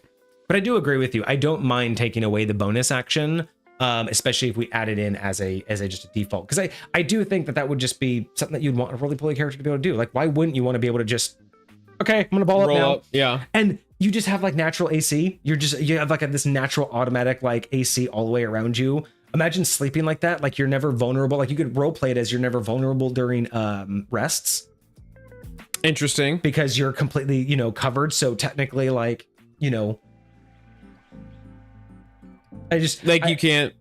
not gonna get like hit while you're in the middle of while you're napping or something. No one's gonna coup de grace you or anything like that. Exactly. It's gonna be one of those situations where you attempt to do something and you're just tapping on armor, right? Like, yeah. So I think that could be it. So I would say that at bare minimum, the only thing it needs, personally, I think I would drop the speed. Outside of that, inventing the wheel could be a lot more fun with different wording. But otherwise, I think it's great. I don't mind it. I definitely like what it is. Ooh, we have a hydrate. I might, like you said, I might word it a tad bit differently, but that it does not take away at all from what it is. So I love it a lot. Thank you, Marty. Charger. When you use your action to dash, you can use a bonus action to make one melee attack or shove a creature. That's what it was. When you move at least 10 feet in a straight line immediately before taking this bonus action, you either gain +5 bonus to the attack's damage roll if you choose to make a melee attack or hit, or push the target up to 10 feet away from you if you choose to shove. That's what I was thinking this is. And it's just more of like, it feels slightly less than that. So I kind of wanted to have just that little more like fun to it. Got you. Everybody can find a way to break this race. Soul, come on now.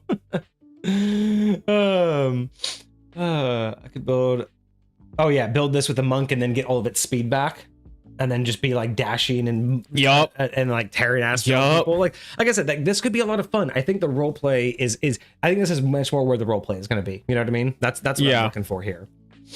Roly-poly zombies. Wild. Can you imagine just roly-polying through like a field of minions, just literal bowling? Dude, that would be so cool. Just ping pong. That'd be awesome. Get out of here, bro. Okay, so moving on to the third one. God, why do you always gotta make these so difficult to read? This is gonna be a scorpion type. I'm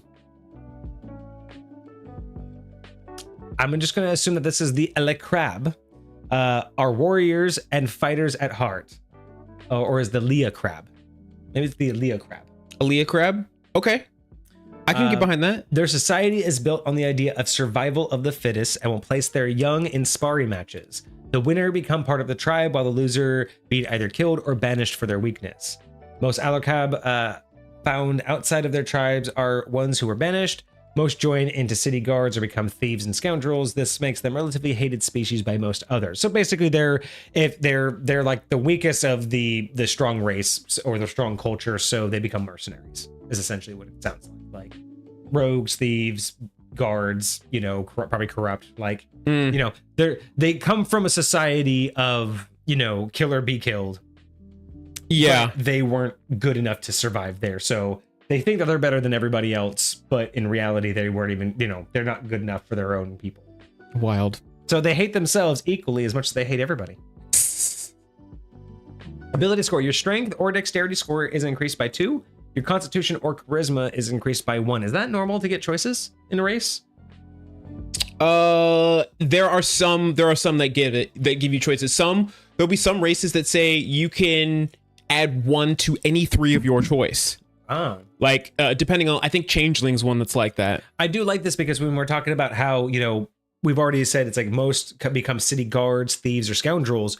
That's anywhere from fighter, that can be a fighter, a rogue. So bard, I kind of like how giving this spread of abilities, strength or dexterity, constitution or charisma, it's basically what classes you choose. This race is open to interpretation, which is not normal, right? You wouldn't pick the beetle class for a bard. Like you wouldn't necessarily pick the roly-poly for a wizard. Like those combos don't make sense. This one is basically saying, hey, this is built to be one of these several classes, so build at your leisure. I kind of like that. The age, they mature at 8 and live about 50 years. However, most die before they reach old age, probably because of their nature to challenge. Alignment, their tribe is built on a system of strength and power. The more powerful the individual is, the more powerful they have until someone stronger comes along and dethrones them, normally by killing. This plants them directly in the lawful evil category. However, one that has left the tribe tend to lean towards a chaotic neutral or chaotic good.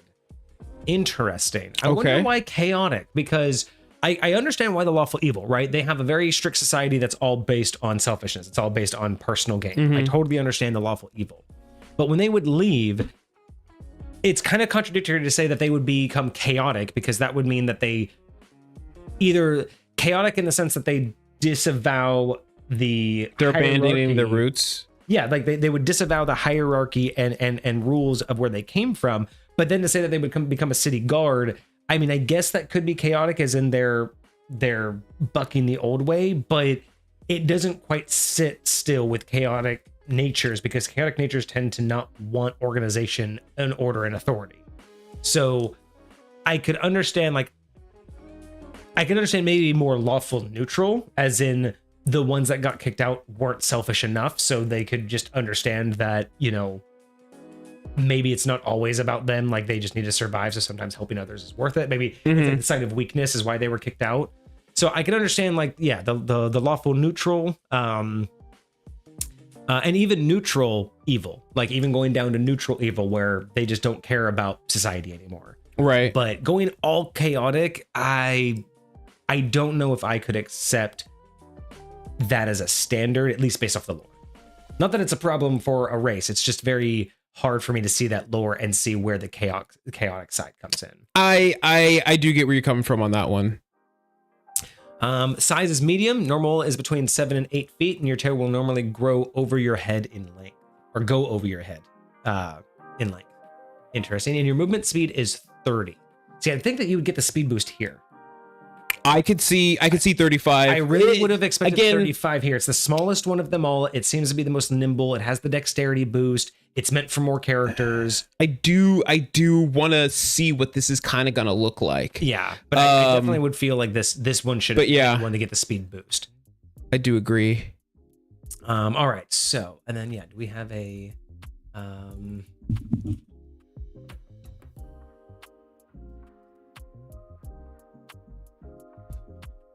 I mean, you could do a lot of different things with this. I mean, I'm thinking this is probably more or less what we're looking at, minus the extra arms. The tail, still being somewhat behind you. Maybe this is probably what we're looking at, actually. Yeah. Marty, let me know. Perhaps. I could totally see that. Yeah, 25 for roly-poly, 35 for scorpion wouldn't be bad. I don't think that very would much be so. a bad move. I agree. So just this, but slightly more of an insectoid body. Right. So maybe this, but without the extra arms, is probably it. Now, do you have them as bipedal, or do you have them as more like a centaurian? That's another thing that I was curious about, is if they're going to be skittering, because the skittering for me is what makes me feel like the speed increase is going to be valuable. That kind of looks cool. Again, without the extra arms. Right. That is kind of cool. I'm liking how that one looks. I'm curious if they actually have pinchers like that. I didn't see anything like specifically D&D, but someone did. There are creatures like it, obviously, so someone's probably wanted to make a race on it. So large centurion type. Okay, or similar. Okay, so we are looking more something along the lines more like this.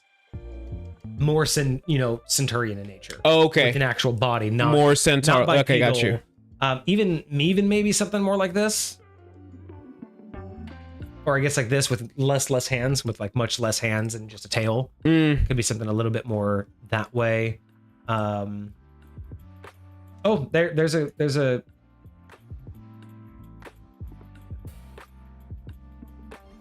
this take us? Oh, D&D wiki. Oh, so Scorpion Kin. The D&D wiki has a Scorpion Kin Interesting type of race. So this is what we're kind of looking at here. So you got you definitely have the back body. You have the tail that comes over your head, more insectoid type. So you know what? To be honest, until it was brought up just now, I did not realize that scorpions were classified as insects. Oh yeah, yeah, that's wild. But okay, no, that's very cool. Okay, so there's a couple different ways that we could visualize this. Okay, so venomous sting. Your stinger isn't there just for mating purposes. You can make a dexterity melee attack with your tail. You deal 1 piercing and 3d6 poison damage. The creature must make a Constitution saving throw. The saving throw is 8 plus your proficiency bonus plus your Constitution modifier, or become poisoned for 1d4 turns. You can't use this feature again until you finish a short or long rest. I do like the idea of the poison running out on a long rest, kind of like you can only poison someone. Right. Though, I know this is probably going to be too powerful, but I kind of want to make an alteration.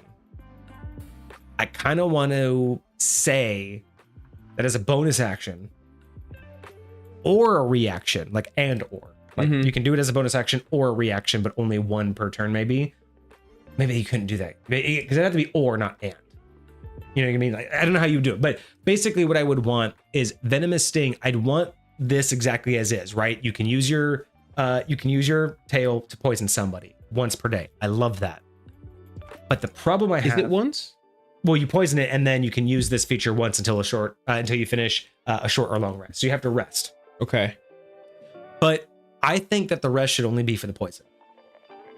I kind of like the idea as a bonus action. You can have an extra attack with your tail that only does like 1d4. It's a very basic piercing damage attack. It's only on a bonus action. I agree. Because it's literally an extra weapon of you, right? It shouldn't do anything. It's a natural. Plenty of races have natural weapons. So I totally think that this I fits. think what this just needs to say is the venomous sting. You can use your tail to make a dexterity melee attack as a bonus action on your turn for 1d4 damage. But once per short or long rest, on a hit, you can do 3d6 poison damage. You know what I mean? I kind of like that because at least that way it gives you your sting. It makes it kind of powerful, like it makes you, impactful. Mm-hmm. But that stinger still should be usable. Like I still should be able to be poking it, and it should never get powerful. It shouldn't be doing killing damage. But as a bonus action, I should just be able to be like poke. Like it's basically giving me an extra 1d4 damage on my attacks. As a bonus action, I just get to increase my damage by potentially 1d4. But it's still an attack, so it still could also miss. Well, is it increasing or is it its own attack? It's its own attack, but I'm saying like you could equate it to someone getting a plus d4 for the, like right. I'm just saying like if you wanted to equate this to a different racial feat, it would be like having a racial feat that as a bonus action you can add 1d4 to your damage attack. Like again, it's just looking at it in a different way. So that would be my biggest thing. I love the poison damage. Is the poison damage too much though for a race? You think? I was just looking that up because I wanted to be like, all right, what race really gets 3d6? Because it feels like a lot right out the gate. Dragonborn. Oh, never mind. No, I didn't even think about it. Didn't even think about breath weapon. They have the exact same recharge time on short or long rest. Yeah, so I would say that, then I'm 100% I like that okay it's modeled after that. I'm 100% okay with it being modeled after breath weapon. I honestly, personally would say that it's a 1d4 piercing damage, and that's just as a bonus action. Agreed. Because I think that if you're going to burn your again, because you don't know what class you're going to be, some classes would never burn a bonus action, but some would. Agreed. Oh, and then imagine, I don't know if this would be more, but you could add one more little bullet point. This can be triggered during an attack of opportunity. I mean, Like, as in, you can use your reaction for an attack of opportunity, but also then burn the bonus action to do. Well, I would say if you're gonna do an attack of opportunity, you're already burning action economy. You could use a regular attack or this attack, because this attack is likely gonna be weaker than this. So the only reason you would use this as an opportunity attack is if you have your poison available. That's fair. And so I think that it doesn't need to cost you an additional bonus action on top of your reaction. You could just choose either one. So if you're out of poison, then it's just going to be a 1d4. But if you're not out of poison... So that would be a DM decision. Like if the player says, hey, I have an opportunity attack on this guy, but I haven't used my poison yet. Can I do my tail attack instead? Mm-hmm. I would totally be cool as a DM allowing that option. So then let me ask you this, because the way this reads is... it does 1 piercing and 3d6 poison every single time it hits, and the Constitution save is only for the poisoned. Yeah, but then you make a dexterity melee attack to get it in the first place. So it's an attack roll, then it's a save. Excuse me. Okay, no. I like this. You're gonna take the poison. If I hit you, you're gonna take the poison damage no matter what. The Constitution save is just for the poisoned condition. Yeah. No, I like that too.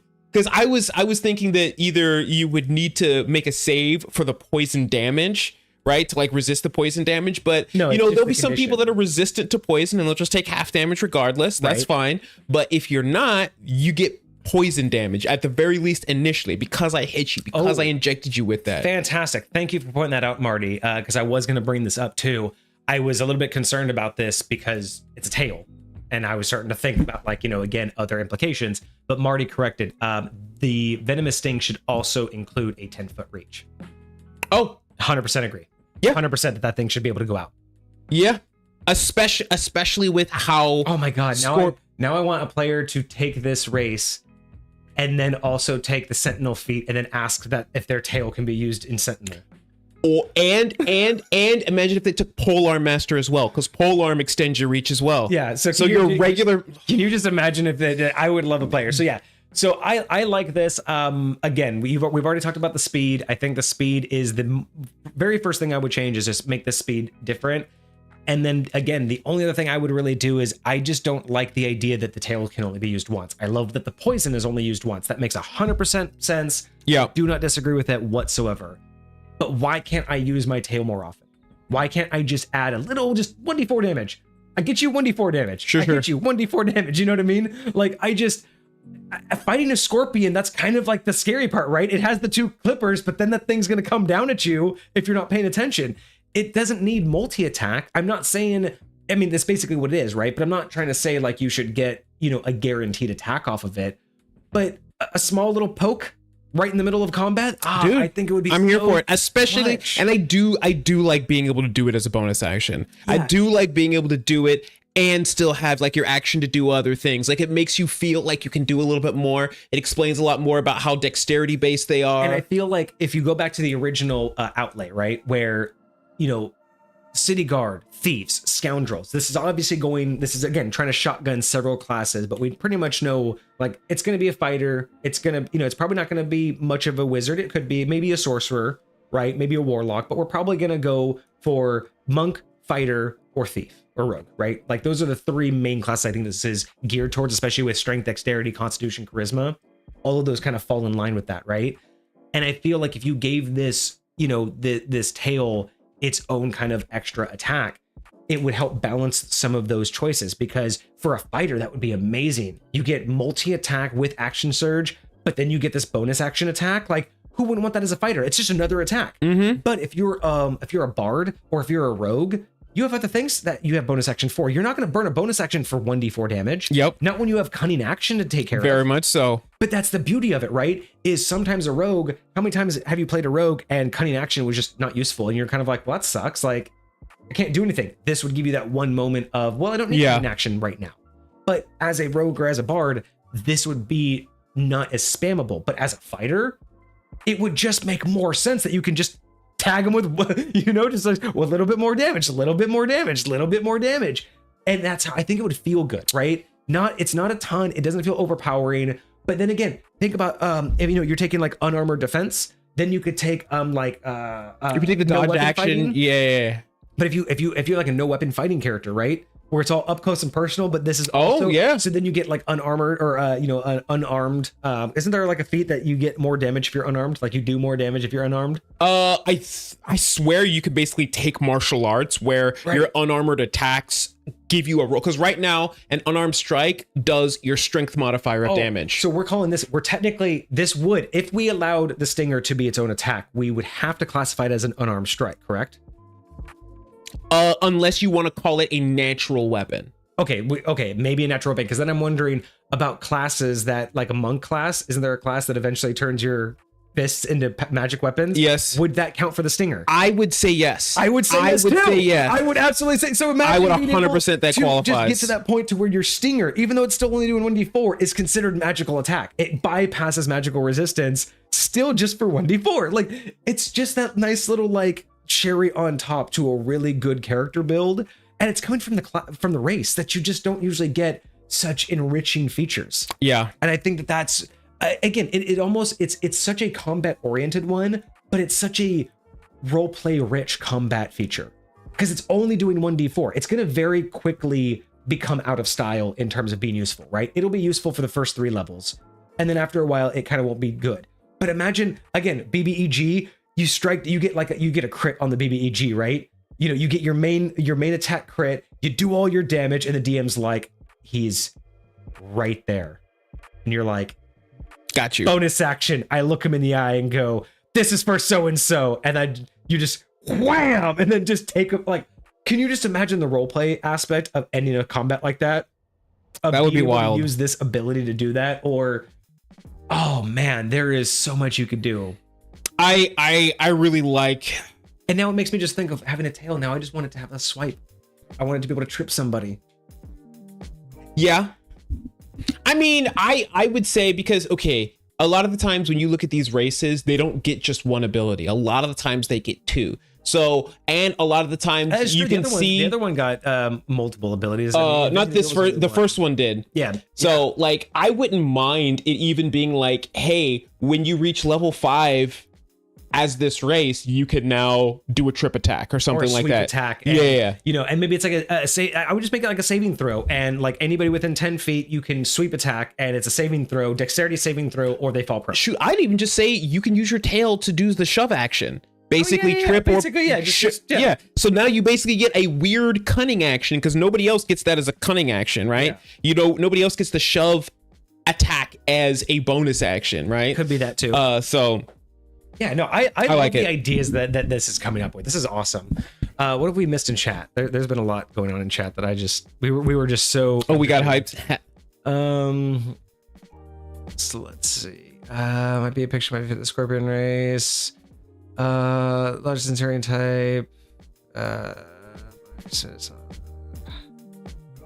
Also changed the attack to 10 feet. Something was posted in homebrewing.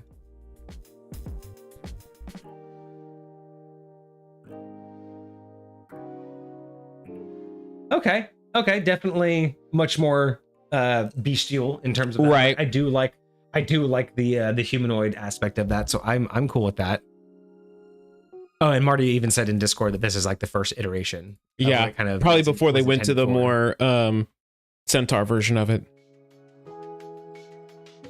Marty, we are enjoying these races. These are phenomenal. These are a lot of fun. So much. This is very cool. Like, I hope you know, my Cineverse loves to just steal things to like build on what it is. You're going to love his next submissions then. He has races based off Norse mythology. Please. I'm curious how I want to see how that's going to come out as races. That's interesting. Yes. Okay. I'm so interested, depending on which version. Yes, please. Yes, please. Loki would be a very interesting one. Okay, and then back to this guy. So yeah, we would classify the tail as a natural weapon. But that little cherry on top for unarmed strike might tip the scales. Yeah. So I love it. Like I said, these aren't broken. Like these aren't wrong. But I will say that for High Point, they're just on the cusp of usable. They just need that enrichment, right?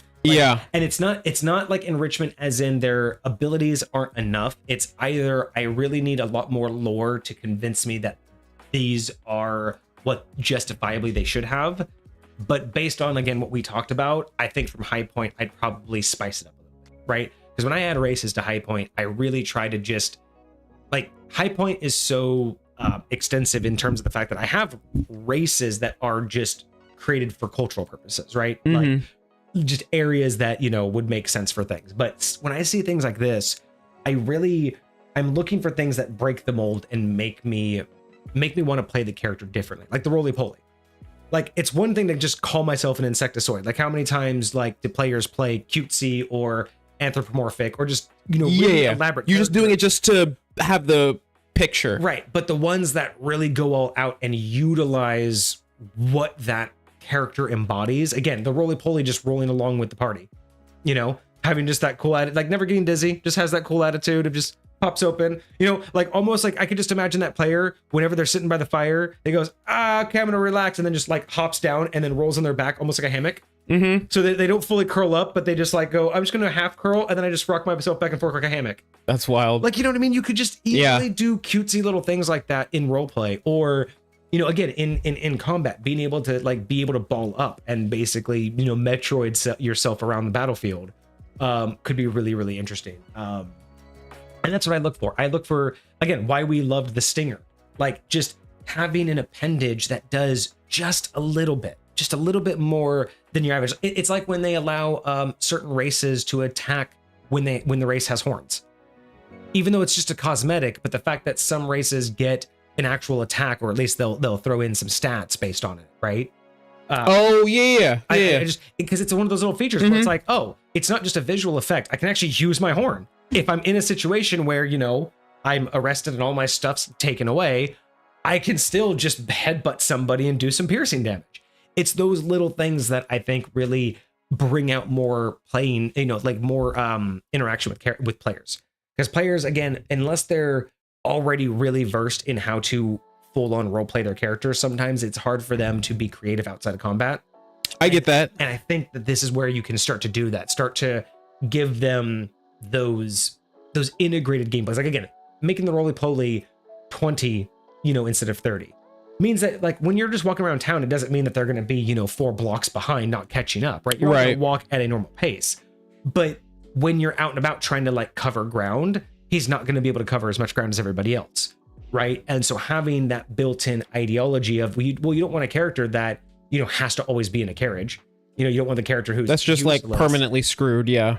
But you want that character quirk. You know what I mean? You want that weirdness to the character for them to, you know, imagine like a crocodile character, like a crocodile race that could stand on all, you know, like could stand upright. But imagine you give them 2 speeds. Imagine they have a walking speed of 25, but when they're on all fours, they have a walking speed of 35. Interesting. So it's like literally they could just be normal anthropomorphic, you know, they could be the anthropomorphic normal humanoid, but their body is designed in such a way where if they go onto the ground like a regular crocodile, they could just jet and just and just be hella close to the ground. Like, that would be a cool little feature to add, right? Maybe their AC goes up by 2 because they're, you know, even though they're technically prone, they're moving around. So you could even say it adjusts their AC when they're moving around like that. And then again, more role play aspects. Well, where's his weapons going to go? Obviously on his back, because he has to put everything on his back in order to crawl.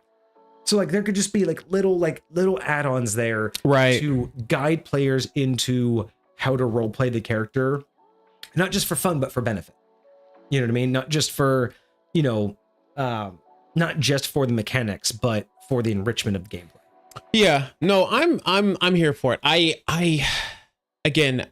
love what Marty does with these races. I love, because I very much, and again, we've talked about this before with some of our other submissions, when you read these things, when you're listening to what they can do, you get a picture of what is being presented here. You get an idea. And I very much get that picture from like the entire element of the Hashara here, like all of it. It's like this entire insectoid, like you can tell, like even though each and every one of them are from very different cultures, like you can see like the whole picture of what's happening, you know. So I love how you put this together, and I love a lot of the ideas that you're kind of put in Like, because instantly, even if we maybe disagree with how certain things are worded, instantly we have a picture of what it could look like. And that's because it's so well placed in our minds of like what's actually being created here. So I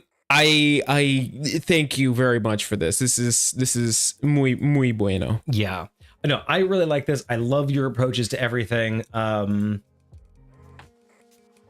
I'm trying to think. I think between this one and the reptilian race, I think we felt the reptilian races were, I think, a little bit more put together in terms of like, not more put together. I think they were more complete in terms of their enrichment, from what I remember. Like Okay. they were really just basically done and ready. I think for the most part, I only needed I don't think I had as many alterations to those ones, if I remember correctly. I think those ones are pretty much like no changes all around. It's been a little bit since we did those, but I could have sworn we constantly said no changes. Yeah, no, they did really well. I feel like they did really well. It did remind me. I mean, it did give the inspiration point that I had to like really kind of rethink how I wanted to approach some things. So yeah, I think with this one, we're gonna get another high score here. There are a few things I would need some more of that enrichment. I really do like how these roll out though. And again, there's no balancing problems. It's definitely going to get the inspiration. I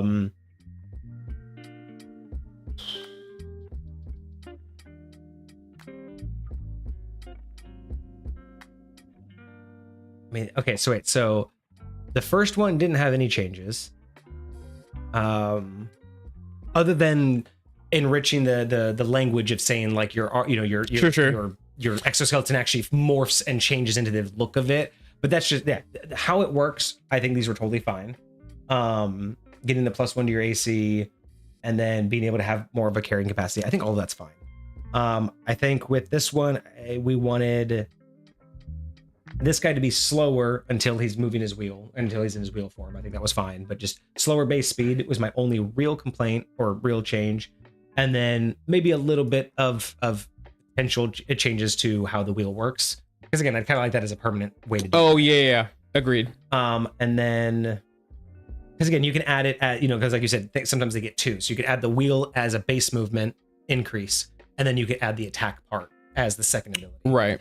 And then this one would have that difference. That one would have the magic shell and the exoskeleton. This would have two different types of movement. And then here, I think these guys should be a little bit faster. And again, I think the tail and the sting should be its two add-ons, right? Being able to use the tail I agree with that. And then just have this guy a little bit faster, I think would be kind of cool.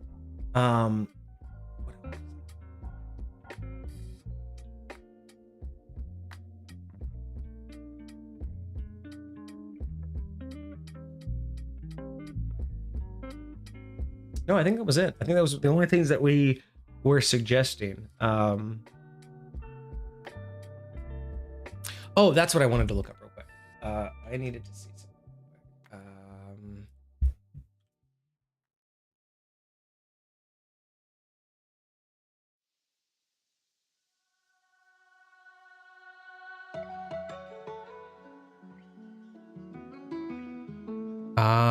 Oh, here's one thing I wanted to harken back to. Actually, so one more alternative selection. Because I would definitely say that like the so these are probably going to be on another level of probably too much for a standard D&D race, but let me know if you feel like these would be kind of weird. Okay. Because I do like adding the venomous sting and just regular tail as its two abilities for the scorpion. But one thing you could add to the scorpion is spider climb. Would be kind of interesting. If not added as a base race thing, definitely add spider climb later to the build. Having the scorpion be able to have spider climb would just be fucking cool. I really like that. I really like that. As far as a racial ability, I feel like it might be I already know it feels too much. Limited uses, but other than that, so cool to I think have it as spider climb. I think that's doable. And then the beetle, we already had its own movement with the rolling and everything. And then one thing that I thought the scarab should have, the El Jorin, since the other one is slower and the scorpion's faster, for this one, it has the exoskeleton, it has the magic shell. You could give this a dig speed because scarabs do dig and they do burrow. So this could technically get a dig speed, which is very rare. You don't get a lot of anything that gets to dig and burrow. It's very rare to get any kind of race or class or that feature. Is true. So that would be kind of cool. Is like you could have a dig speed of like 10 feet per second, or 10 feet instead of 30 feet. So just as another alternative, just kind of throwing it out there. I'm not opposed to that. I'm not opposed to that. Like looking at all of them. Marty likes that idea. Well, there you go, Marty. I definitely think that your scarab wouldn't. I think just even 10 feet. Just again, it's very slow. But how cool would that be to be like, hey guys, we need to get here and we can't let them see us coming. I got us, and then just gone. Yeah, it would just take you slower. But that's part of the role play is why and when do you use it? How do you use it? Even if it's slower, it might be the better option. You're dungeon delving and maybe he gets you through an area that would normally be impassable. Very true. Maybe a bridge is out and there's no other way to get across it. So what he does is he walks like 10 feet away from the edge and just digs a hole straight down until he's about, the way down. And then he digs out and now you're at the bottom of the crevice and then he just starts digging up. It would be long and arduous, but he could do it. You know what I mean? So I like that. I definitely think that is one option I might add is being able to burrow, because then the roly-poly has the extra movement that we talked about. And I think that, the scorpion doesn't need the spider climb, but I would, if you're a player using the scorpion, make sure it gets spider climb, because that would be so fucking creepy. That would be fucking sick. Can you imagine being especially with that 10-foot reach, being low enough on the ceiling to just sit there and stab people? Bro. Oh, I love it. Marty, okay, there's a lot that's going on here. At base, there's nothing wrong with them. I'd like them to be a little bit more at base, but you are going to get the inspiration point. And yeah, it's really well done, man. I would like a little bit more lore, but you know what? I'm gonna have to hold on. I have to.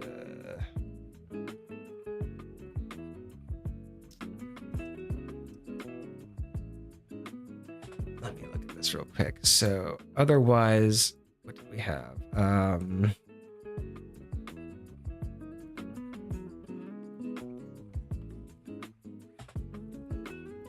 Yeah, no, the other ones did have more overall going for them.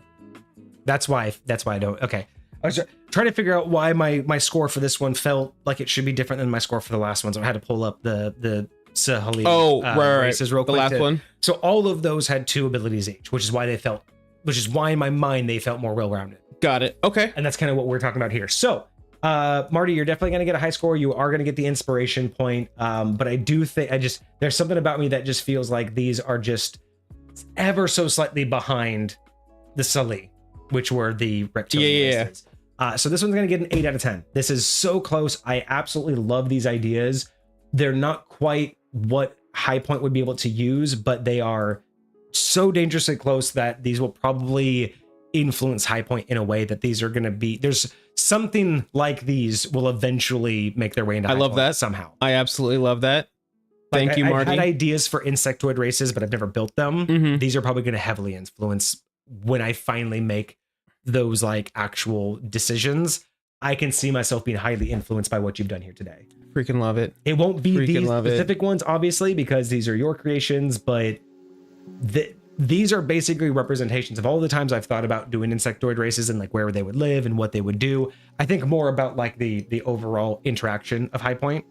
Yeah. But when I think about them interacting with players and players actually like being able to do stuff with them, these are always the ideas I had. I just never like put them on paper. And now that I'm reading these, it's like, yep, this is how an insectoid race should feel. So, yeah. I super love that. I super love that.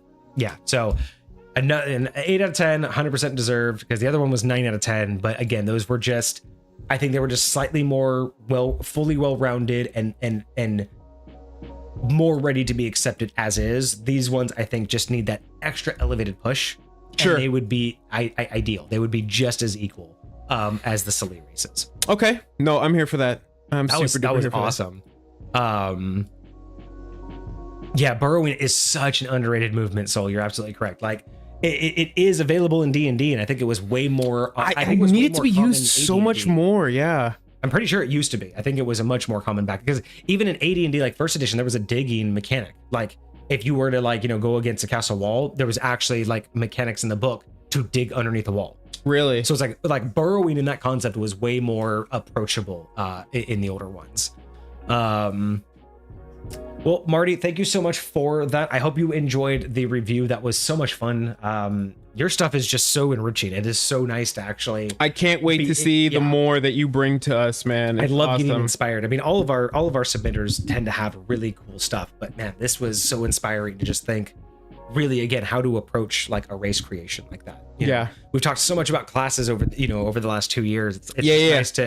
It's nice and refreshing to remember that there's so many different ways and so many other avenues to bring this out, right? To really bring out player interactions and what players want out of their game. So that's kind of what I'm really hoping for, is when you see things like this, it's a guide for the players, right? It's a way for the players to take their gaming to the next level, because people will come up with personalities, they'll come up with ways to interact, they'll come up with how to, how they want to represent their class and how they want their alignment to, show, and they'll have their background as part of their backstory, and it'll affect how their personality, and if they're gruff and if they have an accent. Yeah. But those are all great for the role play, but at the end of the day, that's only good in dialogue and how you describe why you did something. But as soon as you scratch that off the surface, it's just mechanics after that. This kind of stuff is that bridge between the two, where you have the surface level of how you want to represent it, you have the mechanic base, and then things like this, these kind of races with these abilities are that bridge between here's a mechanic that you can full on utilize in your roleplay. Because that's, again, we've talked about this with 5th edition.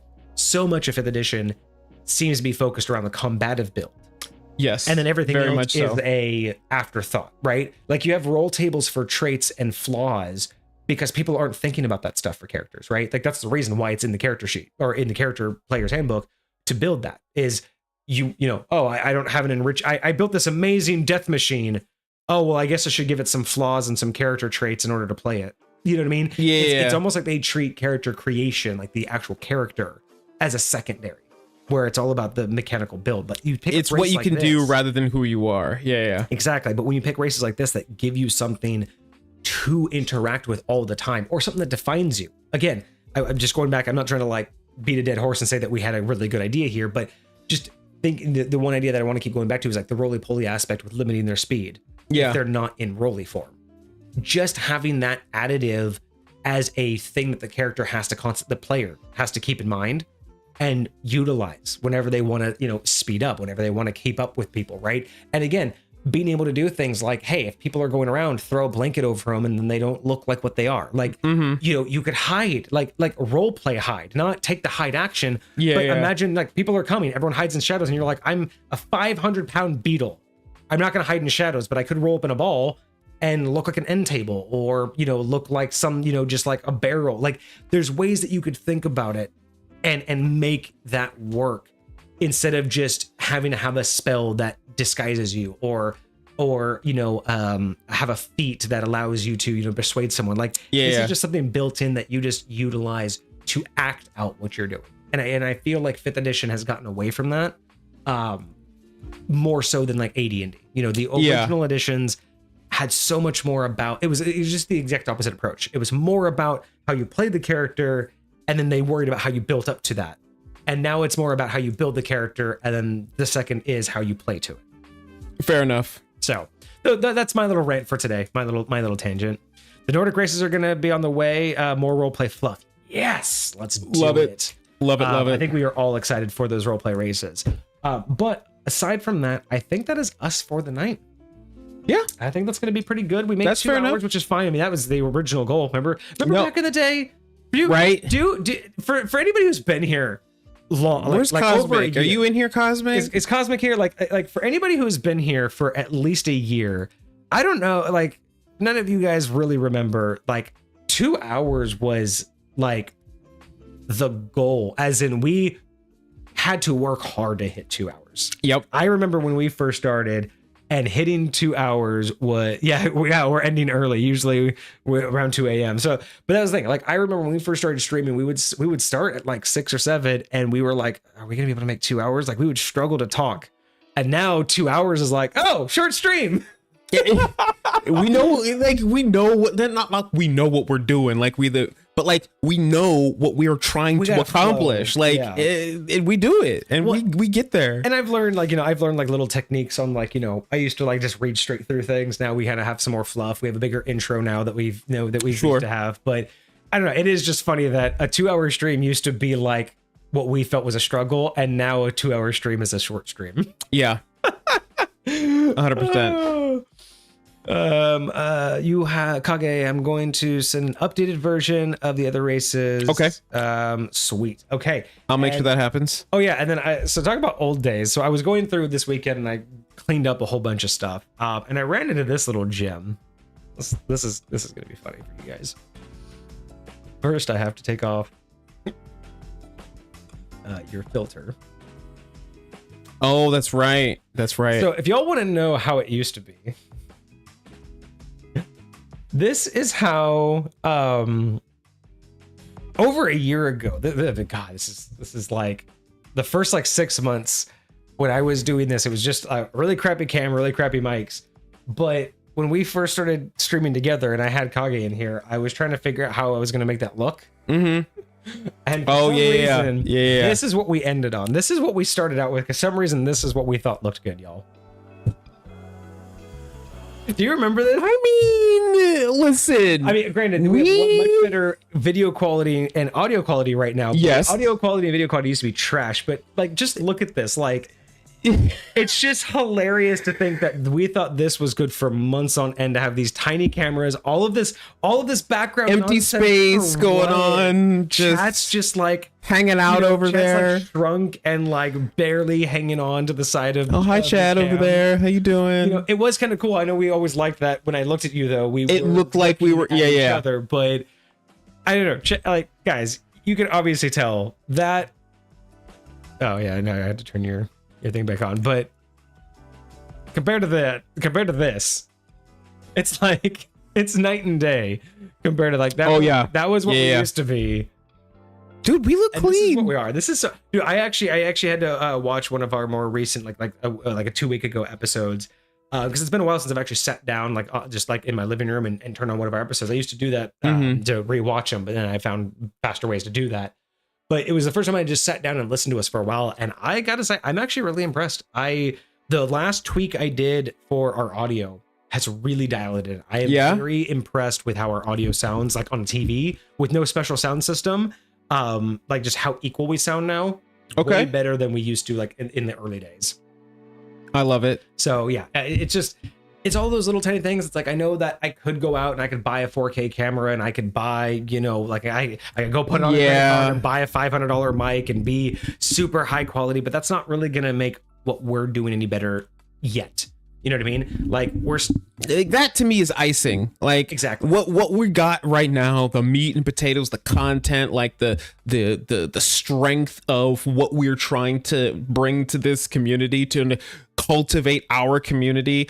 I think that is solid. I think that the way we present ourselves, the way we sound, I understand like a lot of our other stuff when we listen to like some old god stuff, like I can understand the struggle because those things can be hard to listen to. Oh man. And like I get it, but at the same time, like I also right remember now the struggle recording those, like oh my gosh, it was so ghetto. It was so ghetto. Old ass laptop that was barely on its life. This thing had. We still using that thing. It's still alive. Oh yeah. And the fact that thing had, like, we had 2 of our crappy microphones plugged into an amplifier that was then plugged into the laptop. My microphone, my USB microphone that was plugged into the laptop. A hard drive that was recording everything plugged into the laptop. And we had this laptop like just maxing itself out every night trying to record. Struggle bussing, dude. Oh man, struggling. I can't believe it actually. Like, I can't believe we did it. I can't believe we actually. But God, the quality is so bad. Even I listen to it now and I'm just like, it's so bad. We had no idea what we were doing, but that's okay. But you know, that's you live and you learn. We do now, like we do now, right? That's how that works. Kage, I did see that you posted those in the chat. I will take a look at those probably tomorrow. What did I post? Or Soul, sorry. Oh. Soul, I saw that you posted those tavern character sheets for drinks. Oh, I'm gonna take a look at those tonight cool. and tomorrow. Probably won't get. I'll probably just like scan them, scan them tonight. But we are getting our printer fixed as well, so I'll probably print out a couple of those. And just try them out, see how I feel. Play with it a little bit. See if it works. And if it inspires us, maybe we'll make our own for the website, and then we'll launch those next year for when we do our cocktails online. Got it. So I will take a look at those. Thank you so much for sending those over. But yes, that is going to be us for tonight. I think it's going to be nice. I mean, the nights are getting colder. The nights are much shorter or much sooner now. The days are getting shorter. So Kage has to get home. And hopefully, the earlier the better, the less cold. So we'll call it here for tonight, but that's not too bad. We will be here on Friday. I don't know if we have a topic picked yet. I do not have a topic picked for Friday. Oh, I do want to mention next week, Monday, I will sadly not be here. I will sadly not be here. Unfortunate. Well, hopefully you will leave me with something I can speak upon myself. Well, it's something you've spoke on before. Oh, is it a re-review? It is. Oh, okay. We're going to have a re-review. It's Cosmic's re-review. All right. Well, we're going to have Cosmic's re-review. He's going to be bummed that you're not going to be here to give your That's all right. side of it. But it's one, I think I was here for the original one, so at least he knows what I thought of the original. Okay. So we'll have a re-review on Monday, and then this Friday, I'm sure, I don't know, maybe we'll do another history of it. It's been a while since we've done a history of it. Yeah. So maybe I'll take a look at that. But otherwise, we'll see you guys in the Discord. I may jump on this week for some video games. I don't know. You guys seem to enjoy that. So if I feel up for it, maybe Wednesday or Thursday, I'll hop online for some games. It's a good little time. But anyway, I hope you guys had a fantastic weekend. I hope you have a great week ahead of you. We'll be back on Friday at our normal scheduled time.